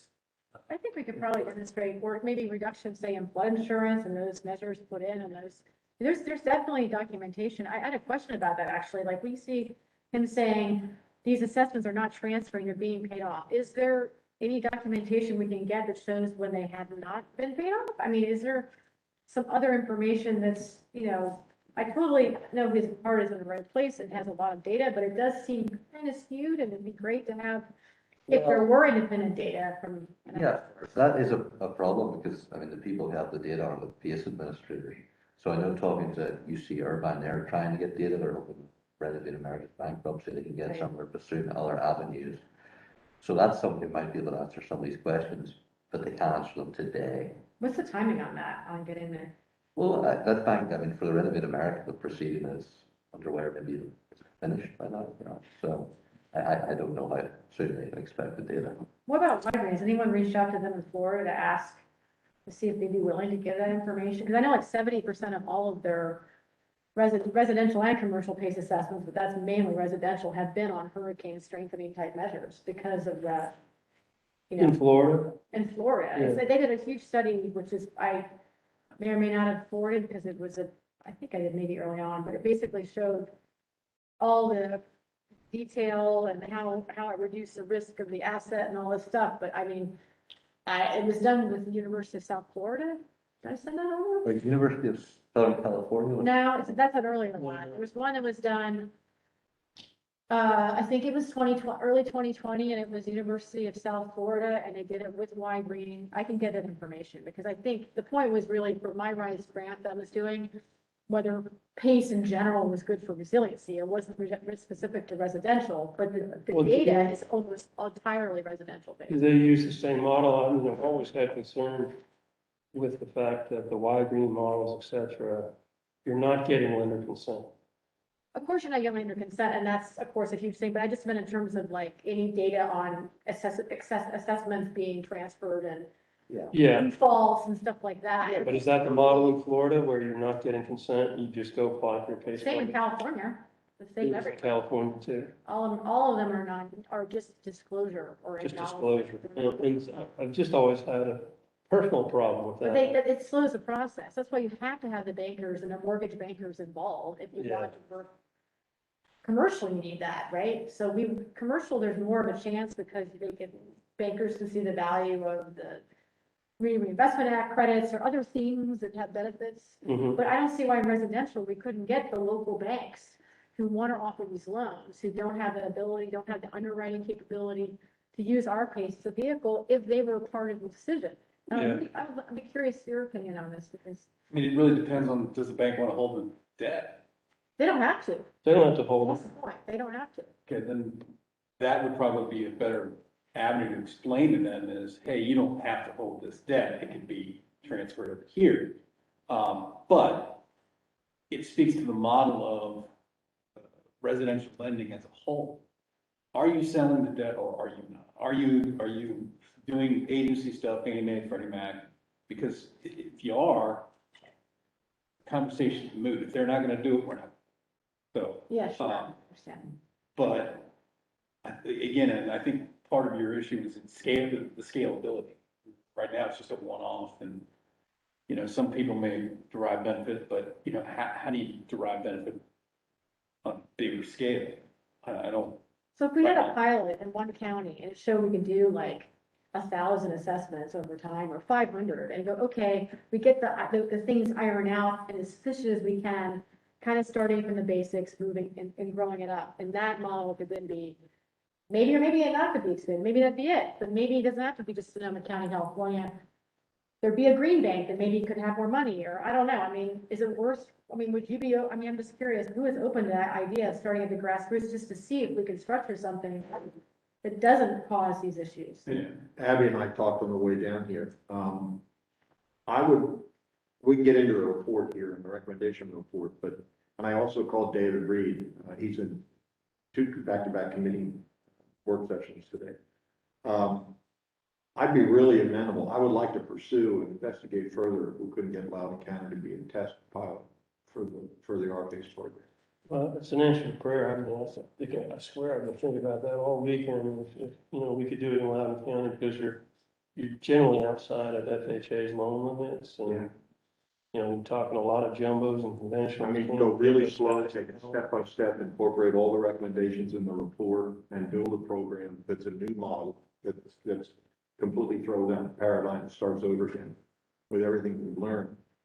Bring in the mortgage lenders and the realtors to right in front at the table, see, this is what we want to try and do, and see if we can come up with a new animal that's based on everything that's in this report. It's a very comprehensive report. Could we build a better mousetrap? Yeah, Would that that's what require, our organization would support as needed. would that require a 2/3 vote, General Assembly, if it's for a specific jurisdiction? Well, I was thinking about it too. I don't know that I want the report to say pilot project in Loudoun County. Right. Yeah. But if if a project that says it would be a really good idea to do a pilot project Yeah. in a local And we'll- Virginia county, Yeah. now that opens the door, and David said, you guys can put whatever you want in the report. He said, it's not binding, it's a report, it's got great information, and then Abby and me and David can sit down and whoever else, and actually write the code that we think that we want to support a pilot project. Well, we'd be interested to hear what you think the structure of that would be. The reason we have put the recommendation we did is that to put the safeguards in place, some of we've talked about today, lender consent, positive cash flow. What we have heard from the PS industry is that those mean. Especially because they have to, it's also, they're driven by certain returns they have to get for their private equity investors. If it's more of a local government funded thing or through grant, or whatever it is, then it doesn't have the same need for return that's in the double digits maybe. Right, so this is an interesting idea. That's why we came to the conclusion we did, because we kept hearing if you do these things that we thought were reasonable safeguards, the industry's not going to come to forget. Well, let's look at Sonoma County, California. I think that's a really important, do you think it'd be important to get her on the phone maybe, or at least have her talk or submit her ideas, or no, what do you think? Because they do have a more active role. They let Y-Green do some of it, but they are active in their administration. Yeah, timing may be difficult, but we could at least describe what they're doing. We could Okay, describe, I can because reach out. this is the first day I've really heard of this idea that local governments would really be their own program administrators. That has not been the model we've been considering up to this Well, point. of course not, because it's not the one that would be the fastest. Right. Yeah. But we could definitely tease that out today, or if people have suggestions they want to add. But yeah, if we're putting that in, I would really like to have an idea of what those conditions are. Okay. That you think would be necessary, or ideal, those positive cash flow, lender consent, those things that we have seen as, you know, impenetrable obstacles up to this point, but maybe it was practical. I mean, we can work with you too, because we have to have this language that lender consent can't take months. I mean, sometimes in commercial it takes months, but that's also because there's a lack of understanding of what it is and getting the right people on board. In some ways, if it's a residential lender in one market, maybe, I don't know, like a Bank of Clark, if they all got, I keep saying that, wow, I'm sure there's other banks there, but is that one of your companies that are under your umbrella? Could we maybe talk to them too, so we could get a better framework? Sure, yeah, I mean, see why not. again, I think you'd have to show them what's in it for them. Of course. You know, if it's, CRA credits, that's one thing, but you know, you're an established bank, we do enough of those that doesn't matter, you know, so. County showed interest, by the way, but that's commercial and that's. Absolutely, right. So our division is strictly selling everything to the secondary market. So, you know, you're speaking of two different departments. It's not the same. Um, But fundamentally, that's why the pilot project could be kind of neat. Frankly, if we don't create an enthusiastic incentive for your industry, it's not gonna, it'll never fly anywhere. Right. We gotta have everybody at the table and everybody excited about whatever it is we develop, or it's not going, the market's gotta sustain its enthusiasm. That's why reverse mortgages are still around. We figured out a way to do it without hurting the consumer and everybody benefits. Yeah, I'm fine to look at, you know, this as a potential recommendation. I can't say whether or not our agency recommendation is going to be moved from the report, because that came from me and Larry talking to our, you know, our agency leadership. They did think maybe waiting is a good idea, since it was, I mean, I'm not saying like that there are foreclosures happening. I'm just, we don't know. Like, we've asked for the data to see, like we've asked Base Nation, they were saying they don't have the data, it doesn't The exist. data can be skewed right now too, in the hottest housing market ever. Sure. Right. I think that's, I mean, it's not very reliable at this point. You'd have to look back 2008, maybe even previous to that, you know, late 90s or early 2000s, and see what. But we could have an additional recommendation potentially. Or simply as an option, if we Or- really or- sketch yeah, it out what or we're talking as about. options. Because I just think this comes across as like, it's gonna get tabled forever, and I This think will that get- would be sad. The way it's written right now, it's dead. No We won't talk about it. And Yeah, I have to get that feedback, that was not our that wasn't our intent. intention. I understand that. And I started, it's interesting that you kind of gave us a little peek under the curtains there. I sensed because of the tenor of the conversation up until now, and then to read the report, I'm going, okay, somebody cracked the whip somewhere. Something's going on here behind the scenes. So I get that. I totally get that. It's just, and that's what Alan and I were talking about on the way down here. It goes right back to Jerry's point. We've got to solve this problem.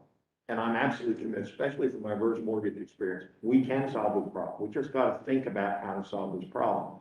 And I've got a board right now in Loudoun County and the chair that I think, God knows we don't need more work, but we could sit down with them and say, look, this could be a really exciting project. If we get everybody involved, we might actually be able to crack the code here and put something together that's pretty interesting.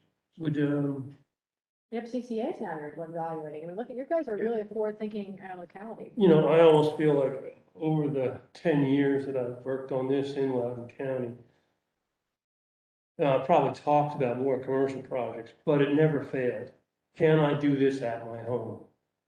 And I have a list of probably 100 people that have signed up Yeah. to do a project tomorrow. Yeah. If you want me to work on that list or something, I'd be glad to. This is Because I would have something been on we that can list take- if I yeah. lived there. Yeah, absolutely. You can- Well, I guess, you know, we can kind of look through this thing. You know, me and Larry are gonna go in and reword some of the language to, I get the vibe that, yeah, it's a little, skewed in one direction, perhaps. So, In fact, if people wouldn't mind right now, we can maybe have more conversations by email. You just let me know what I see, yeah. provisions you're thinking about, so lender consent would be well, one. yeah, we can go through those. That's a good idea. Under consent, so just, you know, nationally, Pace Nation will never support that because Right. we already know that. NSR, Well, there's several like that, like, Yeah. you know, that's why it almost seems like some of the big sticking points, if one side gets their way, the program's not gonna work, Yeah. but, you know. The other side goes so- away, it'll. Or it'll have problems with consumer protections or something. Yeah, I think if it requires lender consent, it's gonna be harder to sell to the big Y-greens, et cetera. And if it doesn't, Then maybe not a bad thing. I see by my mind. you're asking for a new model, this is a new model, maybe this model works. And Y-green can work within this model, I mean, I feel like 90% confident I could write an online energy audit to do geothermal, solar, and insulation on anybody's house allowed. I don't. There's think enough public stuff. That's with lender consent. What's that? I don't think my will, they don't participate in commercial pace because. I of know. lender consent. They're never. I know. But who cares? I mean, shouldn't say who cares, but. But, well, that's one, lender consent is one, the priority lien status is another that's like a I immovable think object. that's- So, I like, think we if have- you do it one way, then, you obviously no case companies are gonna come. But I don't know any lender that would do it. I think we have to do something about this, otherwise. it's, Right. So that's in there, but that's just, we can remove, we were thinking of reorganizing these recommendations, to kind of put the ones that are things that might come up, but they're pretty much, like, this is an example of one that there's no consensus. I mean, I think that, and then just kill pace, and that is a fundamental thing about pace. Okay, so that might be the one thing you keep. I wouldn't support not having priority lien status, because I don't think you get anyone to lend on it. I mean, even the non-really big I mean, I don't know, I could be wrong, but, and Yeah. what is it then? It's just another. We're just trying to keep, this is all stuff we've heard, so I mean, to have it in the report, I feel like maybe it needs to be a section just on the priority lien status rather than the recommendations, since it's pretty much one that's not gonna work. Yeah. What about the lender consent? Is that in there? Or the prior, the energy? I don't even know if lender consent. I don't think it's. It's- They usually don't have it. I looked down the list of recommendations, and I don't see why we couldn't build a program that has every one of these recommendations in. Except for the. Except for the priority lien status. Priority lien status. Yeah, I mean, that defeats pace. Might as well just go back to having a home equity line of credit. Might as well just get the whole thing. Yeah. The Lender consent is not in there because we have it for commercial. Because that was the whole thing 6 years ago to get everyone on board, the bankers on board, they were willing to do it because they had lender consent. They were in commercial, willing to have the priority if they got, say, so that, I feel like if we take away both, you gotta have someone, even if it's some kind of, impact investor or some kind of, low return fund, someone or grant, they're all gonna want something to protect they have to get something out of it, I think, otherwise it becomes something I wouldn't, you would do it. So we leave priority lien status as it is, but we have to find some way to, Plus lender consent. You get to get consent before you can do it, that's, I feel like, that's working commercial, so I don't see why we couldn't. Yeah. but are we ever gonna get lender consent? I would think you wouldn't. We would, Able to on portfolio status, meaning, me as the lender, I can pick and choose. But then, my thought goes into the fair lending, and how does that get administered? Could you explain that a little more? Fair lending laws. Yeah, and why You have not? to apply the same rule to everybody. Because the bank I currently work for does do some portfolio lending, meaning they're not selling it to the agencies. They can create whatever model they want. They can take a second lien behind an energy efficient upgrade, should they desire to. The question then becomes, I guess, from my perspective, how does the fair lending law impact this? And could you really, again, do this on a scalable level that you're not going to get audited by a bank auditor saying, hey, you can't do that. You're not offering it to everybody. maybe you put this down as like, we have to figure that out, we can't know yet what the answer is, but maybe the decision is, we can't have lender consent, but if we do have lender consent, it's still not gonna work, or would a 10-year lien ever work? I mean, it's never worked before, but is that because the wrong players have been trying to play? But lender consent, the key is not have lender consent or don't have lender consent, which I think keeps them at a dead end. If you can keep lender consent, but figure out a way to incentivize the lenders that they will more often than not provide consent, you crack the code. So the question then is, what's the incentive? Would the incentive be basically a get well fund with streamlined application process? Because, and the reason I ask that is because right now Loudoun County is struggling with, it's gonna sound bad, please don't quote me because I may be really off base on this, but I tell you what the conversations are. How we're gonna spend the excess data center revenue that we're getting through our business property tax. So if we've got money that we can set aside, so we're talking about a sustainable amount of money going into a housing fund, other than the Housing Trust Fund to support affordable housing. We do the same thing to test a pilot program, pull off $1 million or $2 million and put it into a get well fund for mortgages to try this pilot project with us and see how it goes. Yeah. I think you can keep lender consent in there if you protect the lenders so they don't get burned. And I think there's probably an innovative way we can do that. So is this part of the pilot, what we're talking about here? When we say we can't do this, decide this before the report, would this be part of? This is where we have fuzzy language in the report that we're amenable to a pilot project somewhere in a county in Virginia. And then we sit down here in Loudoun County with David and work out the code that around the pilot. Okay, but then perhaps as it stands, what we're saying is, removing priority lien status, we think all these program recommendations should be the minimum requirements for this pilot program. And again, you're not bound by that, it's just a report, but that's what we would be saying at this time. Well, yeah, it would be. If we take out lender consent, which would make it easier to do commercial payments, we'll never get the buy-in of the mortgage Right. industry, right? So why would we go there? Right. Yeah, and so this structure you're envisioning, like Sonoma, the local government would be to some extent, the administrator, or at least Yes. much more heavily involved. Yes. So they'd be the point of sale. Yeah, I don't think they don't have lender consent there, but I think so it'd be interesting to see what they're actually doing to make the bankers comfortable. Yeah. Maybe that's also, because I know that they're very hands-on, Santa County, but they're not dissimilar from Loudoun. They're a very wealthy county. Yeah. They want to reduce their carbon. They're doing lots of solar in their Yeah. program there with our pace. It didn't have to be Doesn't that that. speak to kind of the exact opposite of affordable? It is the opposite of affordable. I know. I really want it for affordable a lot because we work on these boards, but I also think that there's a value to reducing carbon. Yeah. and using I do too. I think that's fundamentally, we're talking about like, oh, I'd like to reduce carbon. Well, okay, let's figure out how to do that. And this is a mechanism to do that.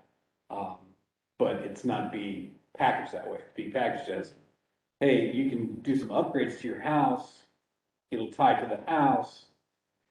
But there's no discussion on your carbon footprint reduction. You know, that make Well, absolutely. It's not, Yeah. that's because it's traditionally coming out of a different kind of a. Yeah, and that to me, that's part of the new paradigm. Yeah. Because I gotta believe in Loudoun County, everybody would be really interested in a way to be able to afford clean energy upgrades to the house. Yeah. And I'll go even one step further. I'm not sure. I think you're right. I think we have to leave lender consent in there, or we're never gonna get these guys on board. What we need to do is like I said, is create a whole harmless provision in there. But I'll go even one step further. I think somehow we gotta figure out a way to do it, but you guys are talking a bit to do these. Course. Yeah, yeah. We want that. That's the breaking. We need that in commercial too. We Yeah, want that. that's the breaking. We wanna make you guys excited about this, making these kind of loans, because they pay. We just gotta work out the details. There could be the box, like you have like it's commercial, like the small lending box, or Fannie Mae has their, small balance loan program, and it's a box, man. You better fit in the box, or DSCR, it doesn't covers maybe this.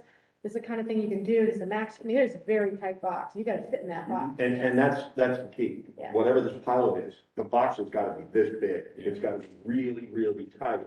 And then as we learn from that, we start to expand the box out as we go forward in a way that everybody's comfortable. And maybe the pilot should also include looking at St. Lucie County. Because St. Lucie County is at the other spectrum. So self and that John Oliver skit that everyone laughs about, it came out during the Pace Station Conference, where we basically slammed Pace entirely as a whole. The one bright spot, as he put it, was the self program. And they've actually, I think, been part of your, spoke at your Clean Energy Summit last. Doug Tower, I believe. Yeah, he did speak, yeah. Yeah, Yeah. and I know them pretty well, and I mean, I'm just saying, that county is pretty poor. I mean, there's parts of it that are very poor. It's not anything like Sonoma County. There's a few wealthy nuggets on the coast, and then Mhm. Port St. Lucie, but as a majority, as a county, they're not wealthy. So maybe that's a good example of the other side of the spectrum, where you have a very wealthy county like Sonoma, and a very lower middle class, in terms of just how it works. And you could sequence that in. You could start the pilot in Loudoun based on Sonoma model. Learn from that and then say, all right, now, if we have a county that's not well, that is a lot of low income homeowners, here are the changes to this box that you have to make for that model. It's a completely different model, it's a different kind of box versus this. You've got to look at the demographics of the county and then modify the box accordingly based on the data that we've learned. Yeah, I think we're just suggesting options. We can definitely put in both those structures Great. and recommend these minimum requirements. But I'm curious about where it's higher income. Well, we've heard from John elsewhere, is it a pace on it or relatively high interest compared to what else homeowners can get? So I'm curious, is the issue them having a financial product to, pursue energy efficiency and renewable energy? Or is it more an education thing about knowing about the advantages of these products? I have to say that his viewpoint is primarily in California, where they have much higher energy costs, they have lower costs for solar, an easier way of actually install, less regulations out there. First of all, and then I think that it costs, I think, what, 8 or 9% or something like that for residential? That's what we heard. Yeah, so I think that's based on, and they're selling them, on the secondary market with really big premiums, so, they're looking for very high returns. So we need to look for cost of capital that would have lower return requirements, either the banks themselves or some other kind of funding that doesn't need 14-15% returns. So I think they could be lower, and I don't know if there's other options. Are there options that every homeowner can get at a certain rate, can get a solar loan? Are there people in-house that have that expertise to underwrite a solar array or high efficiency HVAC? That's what I'm feeling, like it almost could be like a companion to the commercial mortgage industry to help facilitate what they want to help with their customers, because they don't have that in-house expertise. But wouldn't, for the homeowner, percentage of the high interest loan is almost irrelevant. And I'll give you the reverse mortgage. I used to have, when I was talking to a couple, I would say, you need to understand up front, this loan is gonna cost you $12,000 or $13,000. That's the cost of this loan. This is a very expensive loan. So you need to understand, you don't care that you don't need to leave your house to your kids. You've got lots of equity in your house. You're probably gonna outlive it. You understand all that stuff, and you're gonna have this much cash flow every month, but you're gonna pay $12,000 or $13,000 for this loan. If it fit their profile, they would go, okay, I can live it. So you present an 8% loan to a homeowner, but they turn around and it's an 8% loan, but they're looking at a very significant reduction in their energy costs every year. What do they care? It's an 8%. All I know is that's the first thing I get, is like, oh, pace is 5.5%. I can get 4.5% from my construction lender. That's what I get the commercial. I'm just Unless trying- that lender won't give you a PACE loan. Yeah.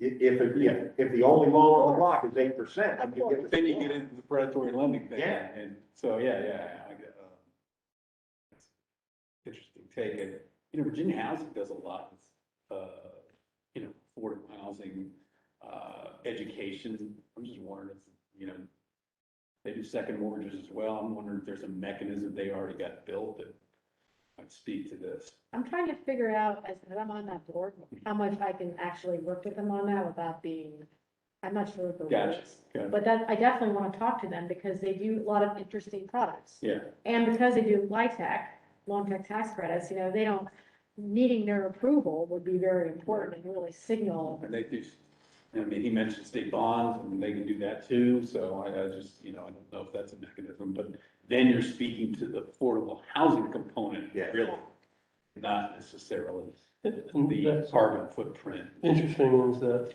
the reason I'm involved in the New York project is they have to get rid of their carbon footprint, and it is an affordable housing project. So combining them both, the only financing mechanism they can come up with that'll work for them is PACE. And PACE is what? How old is PACE in New York City? A couple months. Well, New York City, yeah, it's actually not even officially open. It just closed their. Well, they announced that they did the They closed $89 the million loan. They closed a big $89 million deal, the largest CPACE deal, but it was a soft opening, but so they're opening now, yeah. Soft opening, huh?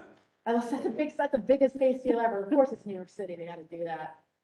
That reminds me, Abby, you had mentioned Columbus, Ohio as a program, and I was curious, what was their decision making? I don't know, because I actually didn't realize it wasn't Columbus that was just opening up with Y Green. I thought they did, so I didn't get a hold yet. I'll find out from NRDC, who is our sponsor of a small consulting project, what happened with Columbus, and if they decided to move forward or not. I didn't realize it was Toledo, but obviously he didn't think that whatever they came up with was enough. Because probably Wyring wouldn't have done it if it, Right. you know, there's no lender consent, I can guarantee. Yeah. I remember checking with them because I thought they were gonna launch pretty quickly, and they said they just put it all on hold during COVID. I don't Who know. did?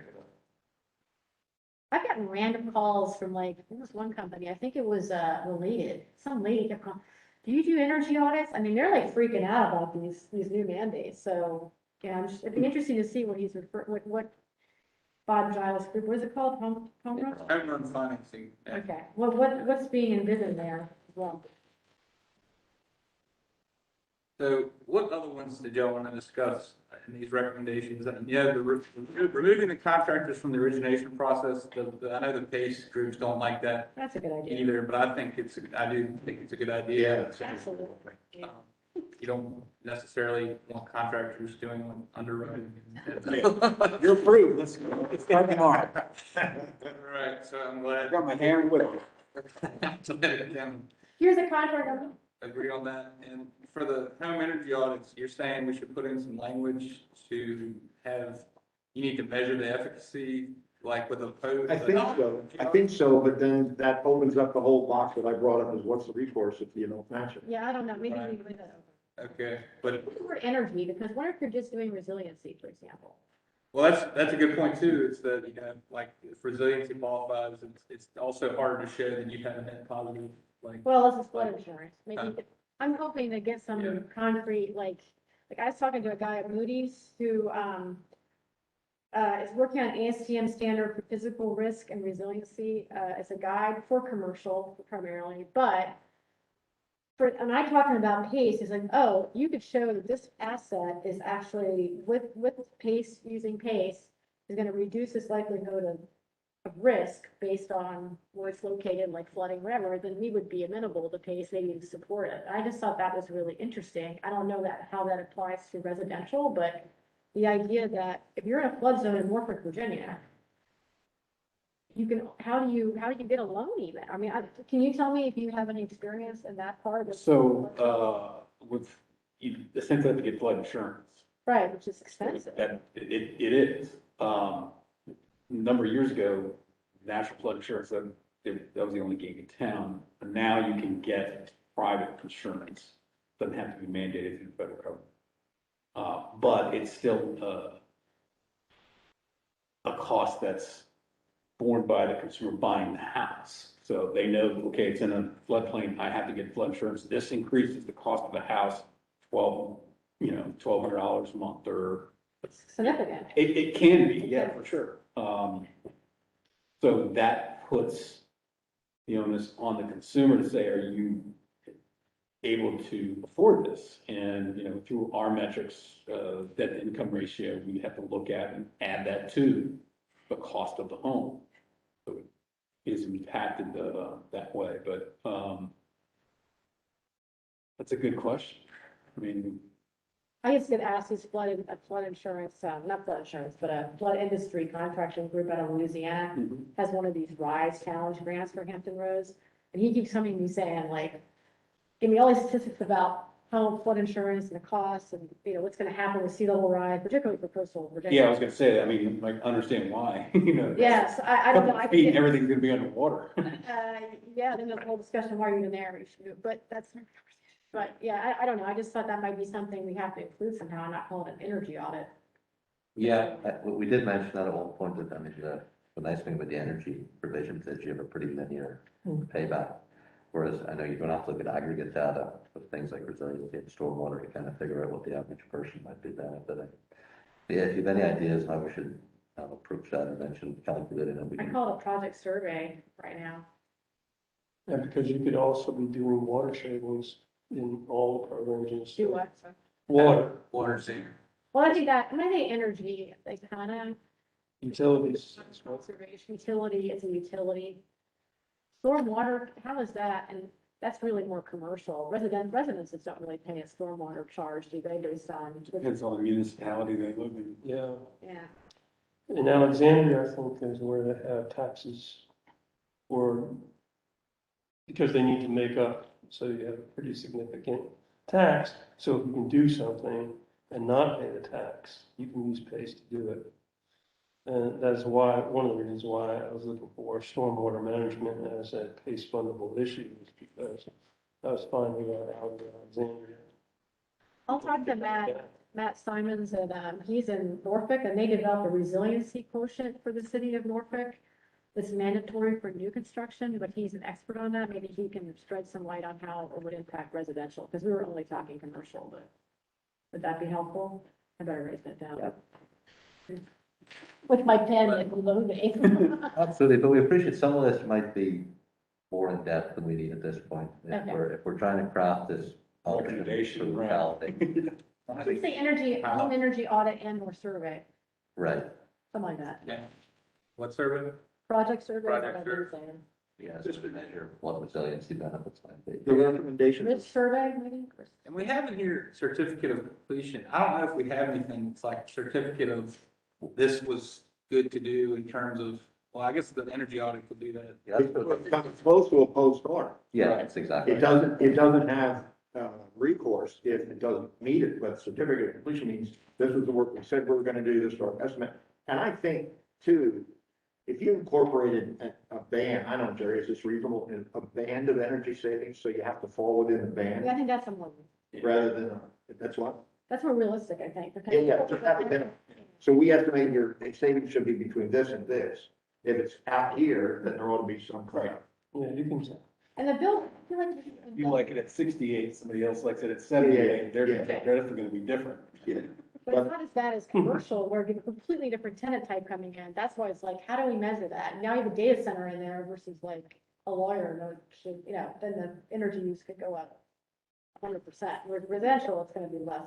I think the certificate of completion comes Yeah, it real close. depends. Really, I can't even- A certificate of completion comes real close because in order to issue the certificate of completion, that there's a real incentive on the person doing the work. I gotta make this work. I gotta figure out a way, because right now I'm not in the band. But in the It does say building code, requirement standard. the building code requires now that there is, not just a visual inspection, the 2018 code. One of the few things I remember now, but, like so much stuff. You have to show you've completed it. So there's gonna be an inspection of the work you're doing. So I would hope that to some degree, they'll see if they actually put in the installation and if they Yeah. did the post lower door test. I think some of that is in the code right now, right? I can, No, I don't know the building did. I know, Paris to kill me, right? But I can confirm with, I can confirm, Andrew, I don't know if he. no, but, I can confirm with them, with staff about, Cindy. Cindy would be able to tell me right off if that's required, because if there is post lower door testing required, is it gonna be recorded now? 'Cause anyway, Andrew, are you on the line? Do you wanna, man, I don't remember exactly. he don't, he may She might just be, bounce it back. okay, but I can confirm whether or not there's a testing after you install to ensure it met within certain requirements. Would that be enough for everyone if I can confirm that with Cindy Davis at DHCD, current 2018 code? Could you repeat that? Andrew, I can't hear you.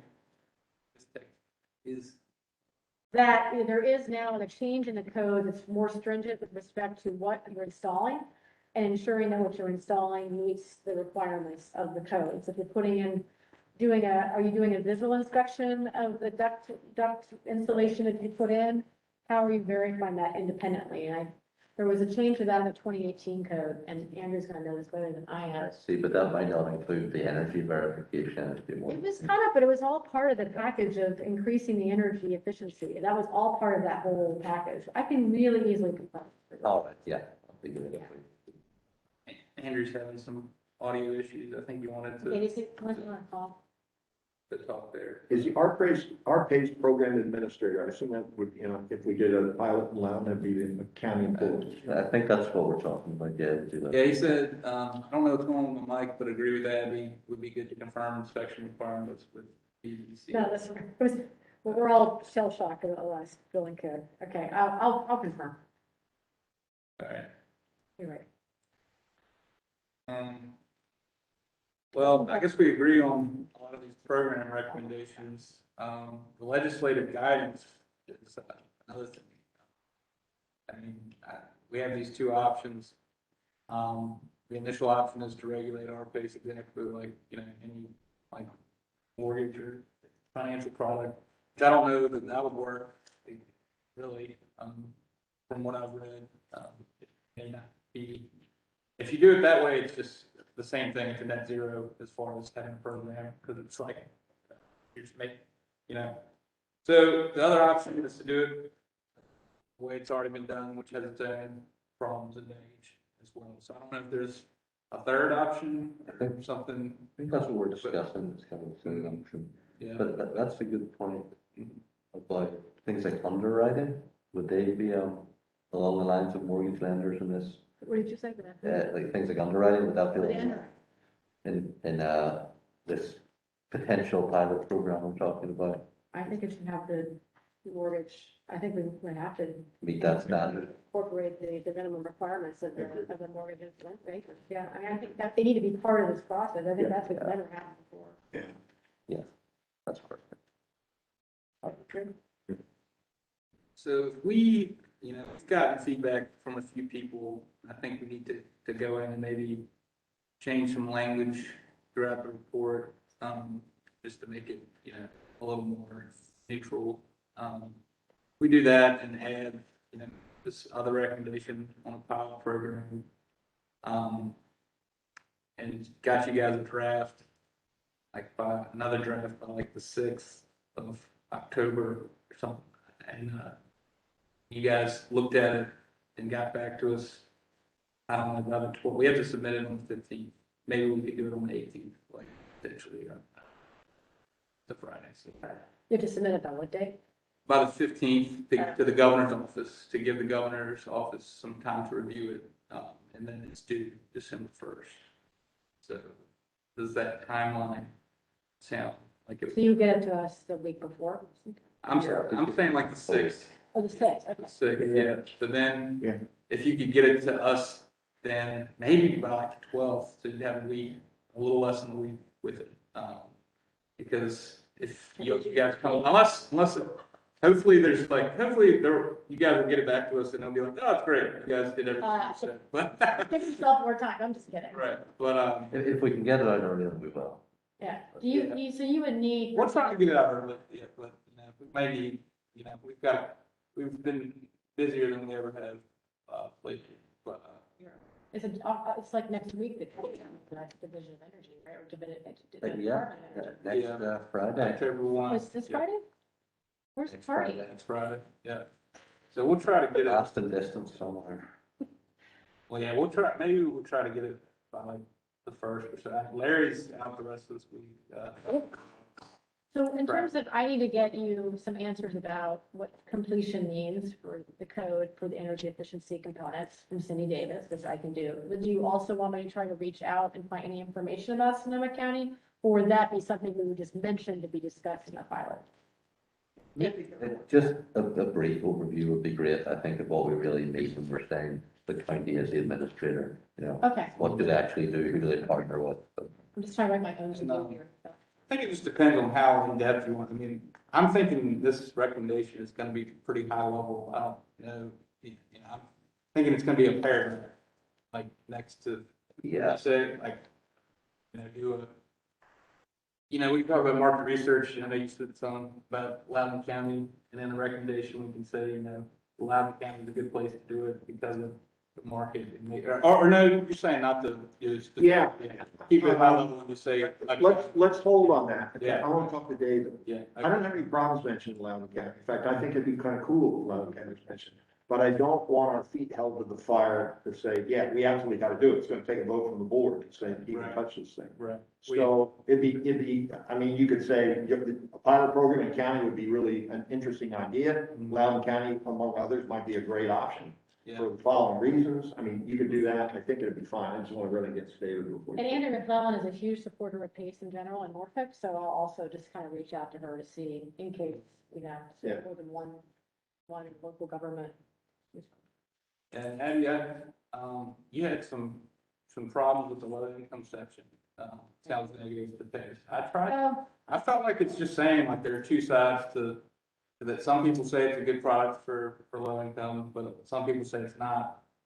For, I guess it was just longer on that, you know. it was like, I think it's more like an amount of information on one and almost nothing. It just yeah. came, Yeah. I'm not being overly critical, I'm just saying it seemed one, from the I feel like I don't have a dog necessarily, at least yet, in residential, I just want these to work for everyone. So I wasn't trying to look at it like, I have to have residential pace work here, it just seemed a little side. Well, yeah, I'll take another look. Maybe just reduce the amount on one, so. Yeah, I think if I get rid of this sentence. Can I just double check and make sure we're on the same page? I'm sure I'm off the page. Larry, so you're talking about an option 3 under legislative, legal and regulatory considerations? Yes, but really it sounds like what that option 3 would be is a description of this Sonoma County program and in general how local government 4 million on the You profit. just put to be determined. Yeah, Yeah, I mean, We'll figure it out. based on what John was saying, option 2 is out for me. Yeah. Not knowing much more about option 2 is out. But, and option 1 is probably onerous and difficult to do, but I think Abby and I are both on the same page, probably Jerry too, is it ought to have the same kinds of legal oversight and regulatory measures that the mortgage industry is currently subject to. It ought to have that kind of really tight requirements that we have in the mortgage industry. That ought to be a part of it. But it still probably should reside in the tax. this whole assessment. So we're gonna crack the nut that he's saying is difficult to crack. Yeah. Because we're all so special, okay? Yeah. Because we're Virginia, right? Right.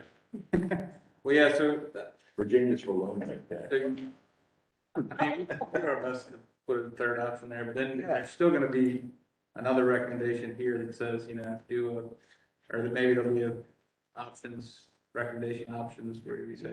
Well, I think we can have option 3 where it takes all these program recommendations as minimum requirements. So if you want to do this pilot program, That's good. these are the things you need to do. We'll add these other things you mentioned about regulating as mortgage lenders or the same being as mortgage lenders and that, and things like that. Hey, Well, thank you. all right, thanks for being here. Yeah. No, that's terrific. Yeah, our roadblock was why you mentioned Case Nation would not support this. That a lot of these things, you know, what we had heard up to now was they were just no go if you do these things. So if we can suggest a pilot, I think that's a good option. I mean, at the end of the day, I mean, I'm on the board of Pace Nation and I like a lot of what Pace Nation does, but it is an interesting bifurcation of commercial and residential. And we got to work what's gonna work in the state. And this is not, unfortunately, you gotta do what's best for the consumer, best for the state, best for. In terms of the market research, section, I do want to talk about that, and Gary probably has some comments there. This is we've struggled a little bit with this section, and I'm struggling just to show what the market potential in Virginia would be, especially because that depends on how you implement the program. So that's kind of what I tried to say in this. And right now, the dollar investments in California and Florida are pretty interesting because it seems to be more investment in Florida since 2017, 2018 than in California. Because it's why green is still around. It's all, I do think the majority of the reason why it went down is because renovated stock market. I mean, I don't, some of it maybe was market, but they laid off everyone in 2017. Okay. So, Because it was stark, you know, it goes from 1.5 billion, it's in California, 1.5 billion in originations in 2016 to 300 million last year. They laid off everyone. But anyway, it's But are other case entities finding that they're maintaining their same I levels? think that's what Bob Giles could weigh, and I think that'd be important because he has Monterey Bank as his, funder, and he's put in more, he's at least adopted the 2017 recommendations for consumer protection. So it'd be interesting to see if he'll provide or can provide, or I'm not trying to put him on the spot, but have that data that shows that they're not going down, at least. Right. It'd be helpful to know. Yeah, that's, And why Green, they didn't get, I had called him up when we first was getting going before you went, and no one got back to me. So I wonder if we can reach out to them and get the data on how the market, but they don't have the consumer protection, so that's why they haven't gone down. They don't have that requirements like in California, so Yeah, exactly. that's why they're not going But there. if we're thinking those are necessary requirements, it's really, we want to see it. That calls into question how big the market is. So we want to know from library let me send you that report from University of South Florida, and then also let's see if they'd be willing to say what percentage of those deals were residential. It might be in the report already, but it's most of it. Pretty I sizable. recall it that way too, a lot of residential and especially a lot with the hurricane resistance. Guys, and most of it is resiliency, hurricane mitigation. It is, Makes and I sense. can see a bank supporting that too, it's either lose your asset That's what I'm saying. or save it, yeah. That's why, right, they're fund that. Yeah, so it's kind of, that makes it almost a circumstantial thing. It's Exactly. kind of strange. Yeah, so that we have a question for Andrew Clark, well, that looks like two. Andrew, do you just want to unmute now and see if you can give your question verbally? All right. The first one, is the recommendation for a pilot program contingent on making the other reforms that have been discussed? I think that's a yes. That's what we've been discussing here. Where did the 306,000 figure come from? That's the number of RPS projects that have occurred in the 3 states. That is from Pace Data. That's from Pace Nation. Yeah, I can send that to everyone. They sent us like I had it here. Yeah, I remember at some point they had the percentage that were in default, and it was a very, very large, small percentage that were in default. I know that that's not, I know getting into the weeds about how things are not kept in default, but did that been sent to you all as well, the amount of defaults under Pace? Because I know it was like under the percentage was lower than loans. I think so, but there is this concern that that's a misrepresentation due to Yeah. these. But we don't know necessarily that it's ballooned up to 10%. I just, Right. So it could be that. I also would like to see the changes for 2017. Has there been a decrease in the default rate? I think there I had some PowerPoint I got like a year ago, because I was supposed to do the comparison between residential based and commercial, and I was like, God, really, again? But it showed a decrease in the default rate, so it might show at least a positive thing that by putting in more protections, you're seeing. Yes, That's. Andrew, here's where the number came from. You can hear us and, I can send this out, but this was kind of, what shows the number of projects and dollar investment in, Florida and California. It didn't have as much data on Missouri. But, we have to think, we gotta get a public comment here pretty soon. They don't have the default rates in this No. sheet. That's just- project value. I haven't seen any data on that. I feel, Well, you can ask Colin, he does, I don't know. I think you they're want me to ask? get mad at it. Wait, yeah, maybe you should. Okay. He's Um, probably mad at me too, actually. Okay. What else? Well, I think we're in a good place if we want to move on to comment, and then we can come back to next steps and just to clarify everything we've spoken about. Yeah, I think that's smart. So I know, we have one person signed up, Mr. Dick. Do you want to come maybe sit over here? So can you just, Here, so, wait for this appropriate time then. yeah, we're starting the public comment now. Well, just, if you don't mind, I'll sit too. Just identify yourself. Tom Dick, I'm with the Municipal Electric Power Association of Virginia. So we're a group of 16 government-owned electric utilities. It ranges in size from the town of Wakefield with 500 customers to Danville with 42,000. There's 7 cities, 7 towns, 1 authority, and 1 state agency. Virginia Tech has their own electric utility operating in the town of Blacksburg. And it's been said several times already, I don't want to take too much of your time. The energy audit, the home energy audit, we thought was critical, and you mentioned that, and we thought at the beginning of the process, and really also at the end to make sure it worked. That needs to be wrapped into anything that's done. And our municipality's position was, if the program was enacted, that you really had to have an energy audit required, just to make sure that it did what it was supposed to do, and that the customer got the cost-effective projects that they needed. And that was, the sum total, what I was going to say on the for me, Pat. I did see, in it, the report, one other thing of interest, page 4, where you say the mandates will permit the localities to operate an RPACE program and talk about the General Assembly's action. And I just would point out that, the commercial PACE program is permissive for localities. It doesn't mandate that they have to do that. Right. And, VACO and BML, I'm sure would have, all local governments have concerns if there was a mandate that you have to do it. It's one thing to pass it, but Right. authorize it. So I just, You want it to be like that. yeah, you would want it, if it was gonna happen, it really should be, needs to be permissive. Permissive. I think it would be, we just put it, technically, it could be mandated, like, in the real world, would that happen? Probably, but it's another way you could. So I just wanted to flag that. Yeah. That felt, Thank you. but I appreciate the opportunity to comment and. Yeah, Kind yeah. of follow the process. Yeah, it's Perfect. great to hear from the utility side, really is. Anyone else on the line want to give any comments? We have a few more minutes for anyone from the public. Rich,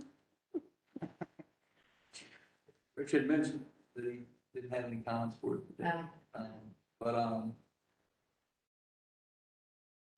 yes, he did have a question. Page 8 of the report, any reason why BT RPACE is not included in the list of RPACE programs? I think it was the second mortgage, wasn't it, in Vermont? I think it was second position, I'm sorry. I think it was senior. Oh. Well, I think, We can still mention it. That's a good point. We should, and I think we've kind of, in the report, we've kind of stuck to the states that have active programs. Yeah. It seems like there are some other states that might have like pending and active programs, that might want to. But we should probably add in Sonoma County there though, right? Yeah, I'll get that. yeah, that'd be good. and I think as part of our recommendation is still to consider the landscape over the next couple of years. It'll be good to know that New York's got something we need to keep an eye on, Toledo and elsewhere. Couple people ask questions, that the report's gonna be posted,